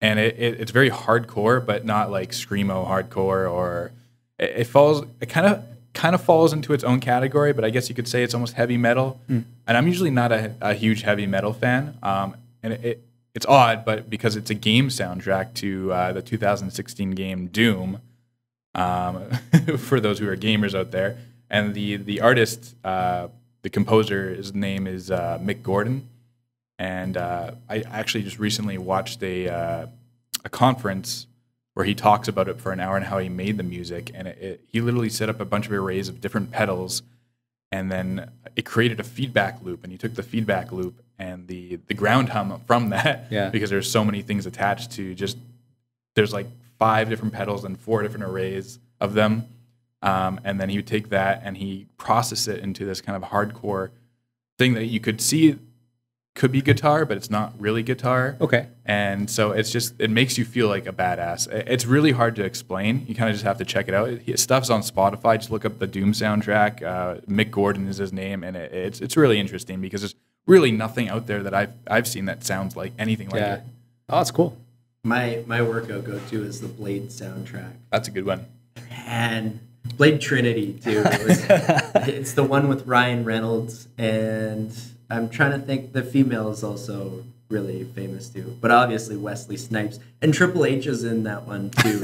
So apparently my wrestler look-alike. Triple H. Yeah, kind of, actually. I never thought about that. It's with the hair now. I mean, he's bald now, but when you think of Triple H, you think of him. Is he bald now? Yeah, he shaved it all off. No. Yeah. That's what he was known for. He just got rid of his trademark. Well, you got to evolve every once in a while. Sure. He's also been in the business for, 20 years at least, because he was 2001, but he was already in the WWE and famous at that point. So it's wrestling's a funny thing because guys get famous from that. I've actually had the local wrestling, the CWE, follow me on social media, and I've been to a couple of theirs, and it's actually a really fun thing. But it was Mo Leggett that told me I missed my calling and have I considered being a wrestler? And I actually had heard that the day before that somebody said I looked like Triple H. So yeah, I never considered it, but yeah, I could see it. Well, I don't get it. I don't get why people would see me as a wrestler, but I guess it's blending the physical with being a talker and or entertainer of sorts. So, and having a stage. So I guess I should. Funny enough, I did reach out to the guy, but I never followed through on actually doing it. On signing up. Yeah, it would be a long haul to get to the WWE at this point, and I don't think I'm willing to juice as much as it would take to get there. So, yeah. I guess you'd be the skinny guy, right? Like, yeah, I'd have to be a high flyer, and I don't think that that's going to be my forte. Because, all the other guys are, 6'3" or 4. They're all giants. Yeah, true. Just wear some platform shoes. You'll be fine. Maybe that could be my thing. I don't know if anybody's really done that. I can really just see you walking out shirtless onto stage and be like, "Are you not entertained?" Yeah, I wouldn't even need a microphone. I would just use my you're loud enough. talking voice. Yeah.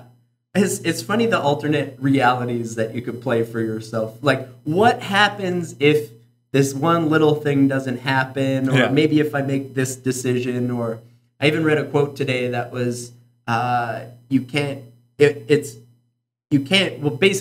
be everything. It's like, do something, but you can't do everything. Right. And so it's kind of a shame that we don't get to have all the experiences we might want. Maybe you do in parallel universes. Maybe you do. Yeah, that's a philosophical debate and a half. Yeah. I almost think that it's plausible. It's plausible that there's other realities of different decisions you make, but I'm more about the energies that you put out into the world. So it's just the world sort of manifests with you what it needs. Or the universe, or however you want to define that. Maybe it's deities, but it's sort of, we are this creature of chance. Basically, a bunch of rocks hit each other in our galaxy and formed our planet, and we have a sun and we live in the perfect distance away from our sun, which created life, which is a miracle in itself. Mm-hmm. And the fact that we have had all the necessary biological developments to happen to make us human and to make us conscious and to let us live the lives that we do. So it's all pretty miraculous that we're here. But again, I'm on a tangent and I don't know where I'm going with it. But it's to have those experiences, and then it's like if these little things didn't happen, then humans wouldn't be here. But even it created us, so there's probably a purpose for us to be here. We should probably find that purpose and pursue that. But it's also, I think, it manifests you in the energy that you're supposed to be for.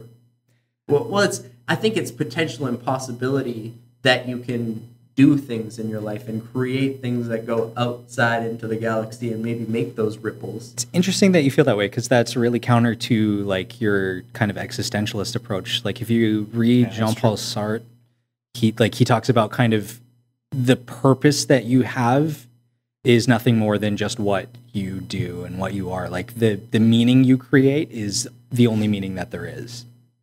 Yeah, so it's only within your own mind. But again, it's almost, I live in the time that I do with the knowledge that I do, so I'm able to go back and even consider history and how the planet formed. It's not from in my viewpoint, it's not from a God above.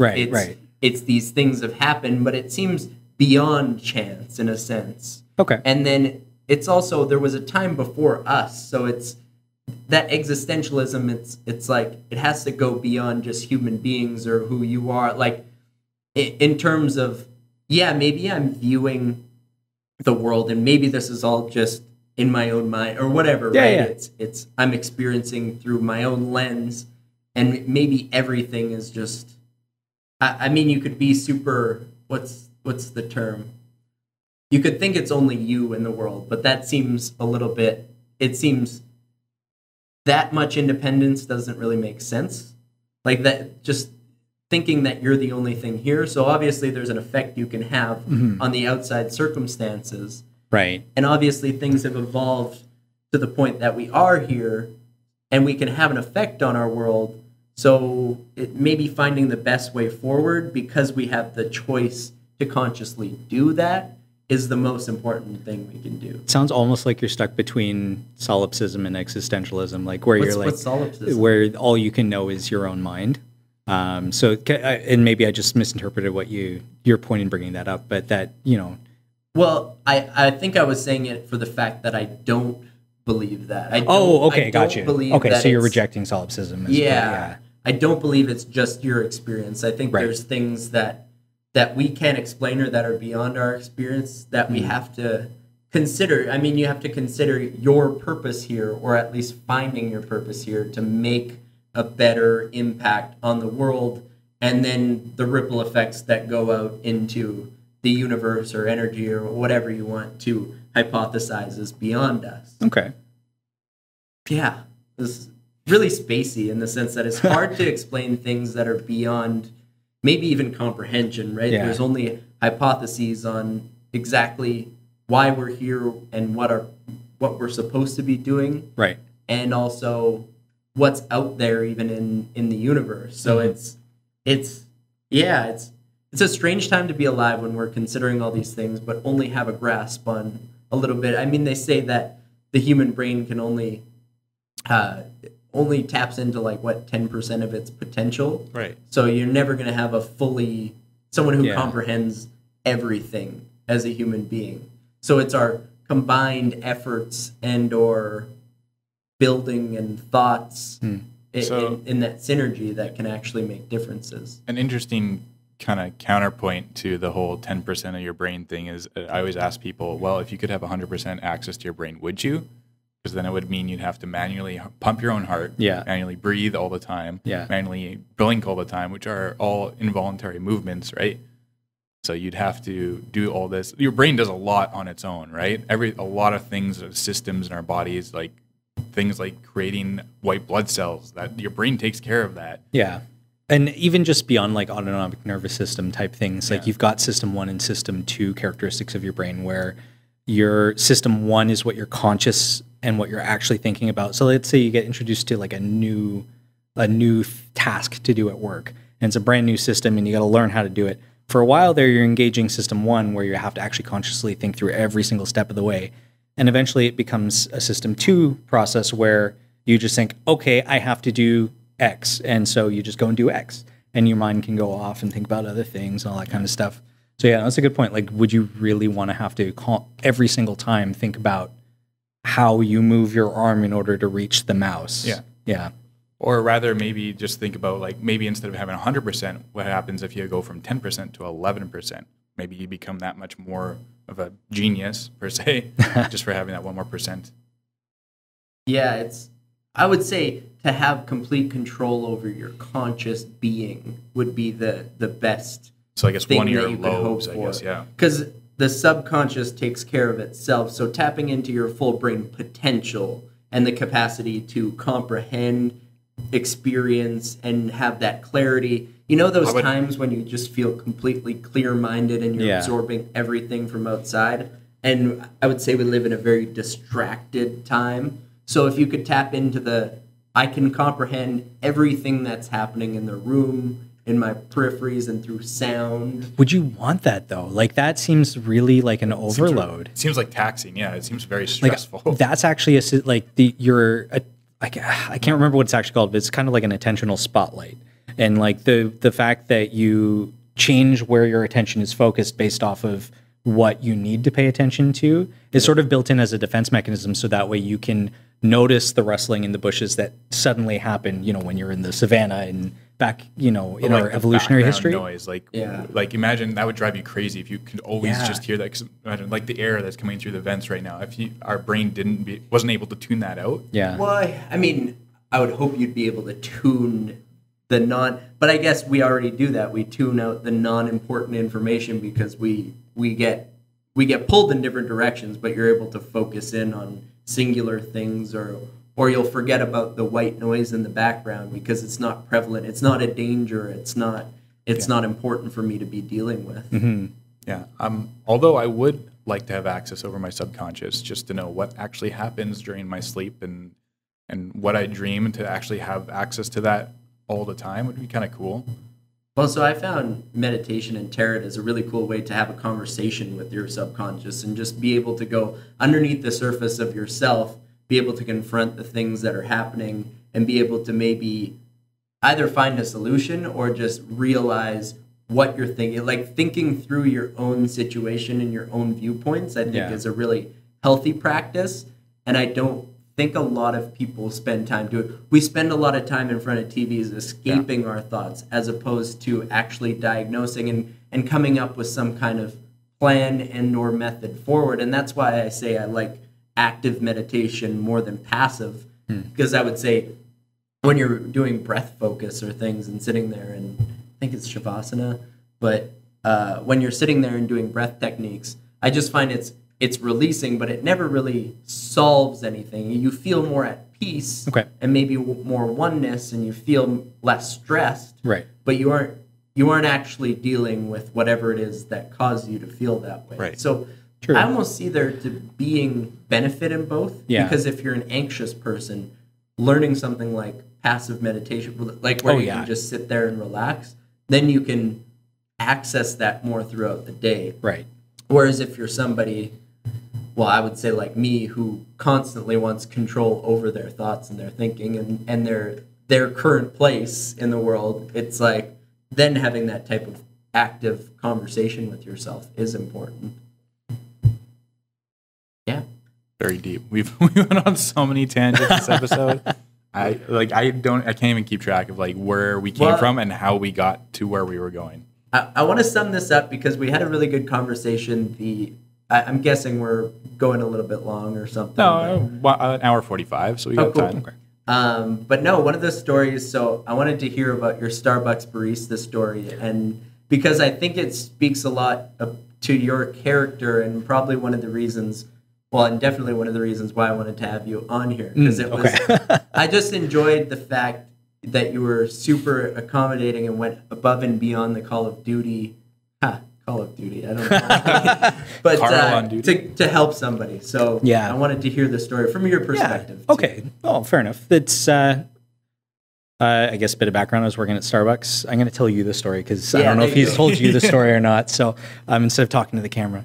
Camera's really interesting. Go ahead. Well, you need like a face on it or something. Reminds me of Wally. It does remind me. Hi, Wally. Just start talking to it as Yeah, no. So I was working at Starbucks, and there was a customer who would come in every day, and he was a short guy, and he'd walk up and he would give me a note written on the same lottery ticket, so it would be the exact same note, not just like the same content, like it was actually the same piece of paper that he would give, written on the back of a Lotto 649 ticket, and it would say small coffee, milk, sugar, good. So I would go and I would get him the coffee and I'd hand it to him and I'd, say, okay, here you go, here's the price. And then he would look at the little screen on the back of the till, and then, okay, yeah, and he would hand me. So kind of realized that he was deaf. So sign language, I guess, was always something that was kind of interesting to me. So I decided, you know what, okay, I can say thank you in sign. So, okay, so I'd say thank you, and it would get a smile, and he would thank me back, and then he would walk away. So eventually I decided, you know what, he's given me the same piece of paper. He comes in fairly frequently. Let's just learn his order. Okay, so you want a small coffee with milk and sugar. And so he said, yeah. And then so I would go get him his order. He would say thank you. He would walk off. So I learned a little bit more. He actually brought a friend in, so I had to kind of learn, like, you want what? By the way, if any of your viewers actually knows sign, this is very bad. But so basically I'd ask him, what would you like? And there was a little handout thing that had some of the offerings, but it was very limited. So basically I'd hand it to him and he would kind of point to what he'd like. And we had this full pastry case, and they would browse occasionally, but not really be able to communicate how to say it. So basically I learned more and more and more, able to have little bits of conversation, able to kind of communicate with, okay, would you like to try this new thing, or would you like this pastry? I made a ASL for Starbucks cheat sheet that I posted in the back, so that way it wasn't just me that could communicate with these customers. And basically, long story short, it ended up being a fairly regular destination for, I guess, the deaf population in Brampton. Wow. It was really cool to watch, and just kind of as the punchline, when I got my review from my boss a couple of months later, it was like customer service 1.5 out of 4. What? Yeah, I was like, hang on a second. But yeah, no, it just kind of felt wrong that, like, it would be very difficult for you to learn how to speak my language, but it would be a lot easier for me to learn how to speak your language. You are only getting this small coffee. You've got no opportunity to try all the rest of the stuff on the board. So it's just really simple for me to learn how to ask you what you like and be able to understand it. Yeah, for sure. It goes a long ways, right? Well, and it really made kind of more of an impact than I thought it was going to. Initially, I just thought it was, it's something I can learn how to do and, be like, oh, cool, I learned a little bit of sign language. But it made significantly more of an impact. Specifically, the first guy who came in, I never actually got his name because he would sign very fast. And he had another friend who came in with him as well. And she would always be like, no, you need to slow down. He's just learning. You need to slow down. Which I appreciated, because he would just sign a mile a minute. And it got to the point where I just kind of smiled and nodded along. I was like, yeah, I'm catching like every 10th sign that you're throwing out here. But like, I did actually have a couple of customers that came in shortly afterwards, and they asked me what your name sign was, and I had no idea what that meant.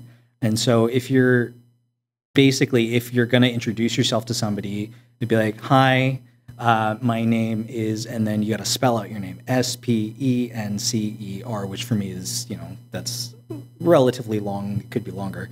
So instead of having to do that every single time you either introduce yourself or are speaking about somebody, they come up with name signs. So for mine, they decided that generally, if you're a hearing person, it's got to be given to you by a deaf person. So they decided, because I worked in a coffee shop, it was going to have something to do with coffee. And then my initials were SJ, so this ended up being my name sign. SJ. So, hi, my name is, well, I spelt it before, so Spencer, and that's Coffee guy SJ. Yeah, that's it. It's like my username. Yeah. At that point, you could have opened your own coffee shop that was aimed at the more demographic of deaf youths. Yeah. That's, well, and don't be afraid to say deaf people, like I'm not trying to speak on behalf of the community, but like deaf with a capital D is sort of like their culture. Okay. So it's perfectly politically correct to call them deaf people because it's seen more as a culture than kind of a handicap. So, Interesting. yeah. To me, that's interesting that they identify with it, because there's been this people first language that's been taught through school. So people living with an intellectual disability or people living with a physical disability, as opposed to saying deaf almost seems that diagnosing, it's that diagnosis as opposed to saying that this is a person first. I think it comes down to language. Like language really is kind of the way we communicate our culture. And there's no other, for lack of a better term, disability that really comes with language. And there are so many variations with, like ASL is its own language. Yeah. And like, it's not, there's signed exact English, which is another variation of a sign language, but it's exactly what it says. It's English. It's the same grammar structure and everything, just with signs instead. And it never really caught on. I mean, there are people who only speak that, but it never really caught on because it's not as fluid and it's not a language. And so through that, there's deaf culture that comes out because, this is a language that they speak and this is something that they can share with each other. Yeah. Which I think maybe that's why that's the only real. Well, they identify with it and don't see it as a negative thing. Well, that's it. It's more. It's not a disability. This is our culture, and this is us, and this is what we share together. Yeah. And we have our own language. I kind of get that. It really doesn't prevent them from doing mostly anything. Yeah, it's one area. Whereas a disability means you're disabled from being able to do something that other people can't. Which I think even disability is kind of a not great term nowadays either. Like, it's difficult to stay. It generalizes something that kind of covers a broad spectrum. Yeah. Well, and it kind of dehumanizes the person a little bit because, like, you're saying you're not able to do a bunch of things. Well, okay, who are you to decide that?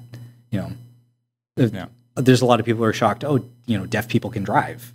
Like, oh, you can drive? Well, it doesn't affect my ability to see. And I think that's, if you were tell someone that you're disabled or that someone's disabled, I think the first thing that comes to mind is, or at least for me, it's a wheelchair, right? Right. Someone's in a wheelchair, they're disabled. So I maybe that's why they don't like being associated with someone who has a disability, because it creates that almost stereotype, I guess. Right. I think it's interesting. So this is side note, but talking about driving, it would be tough to, you think of, we have horns and but that's the only. I feel like horns cause more accidents than they It's more just the sign of anger in our society, of frustration with somebody, because either the accident's going to happen or it's not. It's the cue to flip someone off. But that's maybe the only time I see auditory. I mean, I listen to music super loud in the car anyway. Well, and that's it. Like, and even then would be distracted. That you're distracted at that point. It's not even just that you can't hear what's going on about you, but you're actually, part of your attention is being spent elsewhere. Yeah. It's funny that we don't pay more attention when we're driving. And something that, we talk about how many fatalities and things. And sometimes there's other things at play, but it's like, a vehicle moving faster than anything that is animal or whatever, like I don't know how fast cheetahs go in terms of cars, but probably 20-30 miles an hour. We're going 60 kilometers. I was actually just reading an article. The fastest cheetah I think the fastest cheetah record was 69 miles per hour. So that's over 100 kilometers an hour. Right, but still capable for a car to go faster than that. Oh, easy. Yeah. Imagine if we could splice our genes with cheetahs and be really fast. So Usain Bolt. I had a conversation today about maybe rum is what makes Jamaicans fast, because we talked about the rum hunt. Anyways, it doesn't really make sense. I'm only realizing that now. Back to the car thing, it actually baffles my mind when I see people who refuse to wear seatbelts based on a comfort thing. I'm like, it's such a minor thing that will save your life. Yeah. Isn't it weird that buses and taxis don't typically have seatbelts? I don't know. It is. But how often do you hear about bus fatalities? Well, bus fatalities that usually happen are usually like massive collisions. Yeah. Like the one in Saskatchewan, I guess. But but in terms of just street, but I mean, it could happen, right? You're still in a vehicle. True. So Yeah, very true. why would there be at least a waist buckle or something? Even on public transit, like it's like while you don't even have a seatbelt, you are also allowed to be standing while like and just holding onto a metal pole. Yeah. Well, and I almost lose my balance when I like to think that I have pretty good balance. Yeah. But if you're not holding on to anything or don't brace yourself in some way, and then there's a sudden quick jerk, it seems that you're gonna fall every time. So the bus is a strange Yeah. thing. I mean, it's convenient. I swear by it because it's the best way to get downtown. But for sure. It's the cheapest way to get downtown too. Well, exactly. That's why I didn't drive today because I'm going to spend $15 on parking when I can. Well, the good news is on Sundays it's free. Oh, is it free? Yeah, it is. Oh my god! Could have saved you that extra 20 minutes. You could have been on. I wouldn't time have been today, late. Too. It's all good. Late and sweaty, but that's okay. Yeah. Yeah. Is there any closing thoughts about? We went off on a lot of ridiculous tangents today. Wear your seatbelt, folks. Yeah. Wear your seatbelt. Physical literacy is important, okay? Mm-hmm. And music's good. Music's good. Coffee's also good. Coffee's delicious. Learning sign language for other people is helpful. It's super fun too. Customer service goes a long way. I think you can. That's kind of what I took out of that.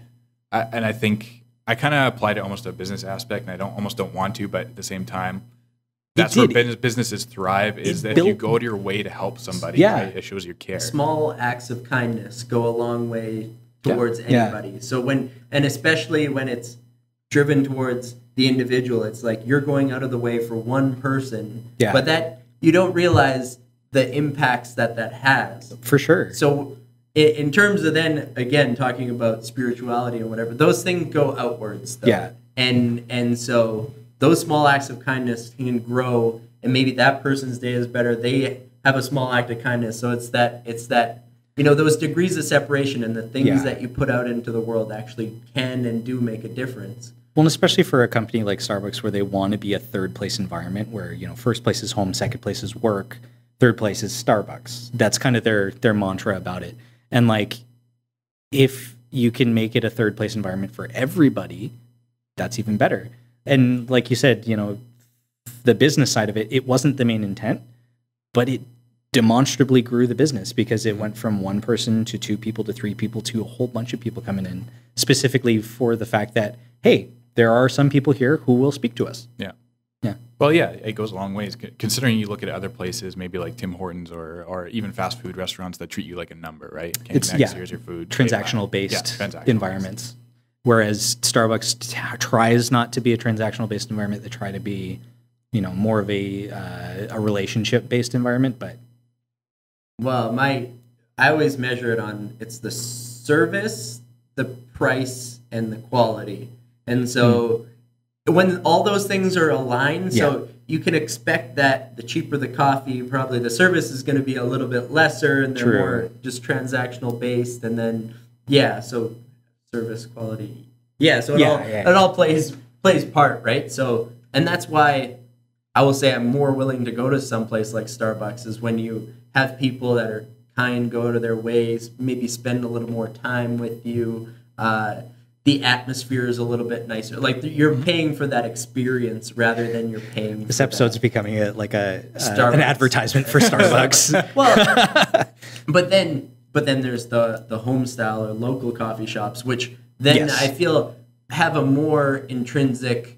I want to get to know your name, and it's more, and it's even enhances this. They usually have better coffee too.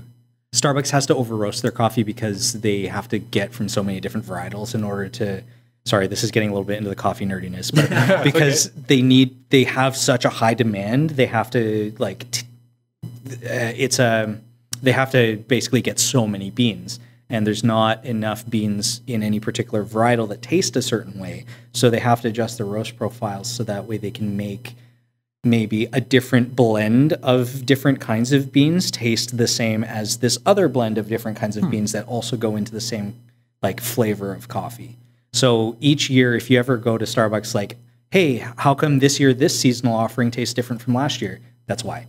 Because they had to adjust the roast profiles so that way there's all sorts of reasons, but there's not enough time to get into that. So, Yeah.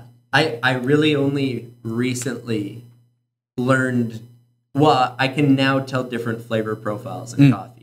To where before it was coffee is just this general black liquid that gives me caffeine that allows me to stay awake. That's kind of how I don't drink coffee normally, unless I really need it. So yeah, double's not really coffee though.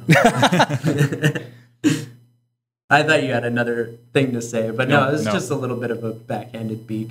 But in terms of coffee, like it's now the appreciation of it. It's I think in the same way that wine is. Yes. Where you once you get to enjoy the flavors and you can see the distinct different things that are put into it and that's when you can start to actually nerd out and then go off on crazy tangents. Maybe you and I should do a coffee tasting one day because they're a lot of fun, and it's like if you kind of walk through it and talk through it with people, you start to actually taste more. Yeah. Because you start to put labels onto things, and then like I could never taste cherry notes or any fruit notes in coffee. And there would always be like, oh, this is such a great like cherry flavor to it. I had no idea what the hell they were talking about. Then I went to a reserve store, and all of a sudden, all I could taste was cherry because this one just like punched me in the face with like a cherry Danish flavor. And like, yeah. So like, as soon as you are able to like label a flavor, suddenly you can just taste it anywhere. So yeah, maybe we should try that one day. Deal. Yeah. I'm in. Coffee and music. There you go. Find some live music too. All right. Well, Spencer Johnston, thank you for joining us. Oh, thank you. Thank you very much. I knew this would be an awesome conversation just to go off on tangents and talk about the world and sort out meaning within this chaotic and crazy world at times. So thank you for putting up with all my tangents and ridiculousness. That's okay. And especially throughout the work week, too. He's got to deal with this on a daily basis. You know what? It makes it interesting. Work's always boring anyways, right? There we go. Hopefully I can make it a little more entertaining and fun for people. So I think that's what I'm here for. All right. Well, thank you for listening, people. We still need to tell them where we can find. Oh, yes. Maybe you as well, if you want people to find you. Where to find me? Oh, I'm like not active on social media like that. On a street corner, somewhere in Winnipeg. I might be. You'll find them browsing a bunch of wiki pages. That's it. Yeah, and drinking some coffee. Yeah, at some coffee shop, going through the wormhole of Wikipedia. That's it. Yeah, that's. Yes, as always, we're Be the Change. So at Be the Change YPS on both Instagram and Facebook. We might get a Twitter soon or something. We've been working diligently on a website. So that's, I believe we've made that announcement. So it hopefully will be out to you in the near future. And as always, our beautiful email at b.the.change.yps@gmail.com. Don't let Riley come up with the emails is the theory of behind this all. But take care. Have a good week, people. Ciao.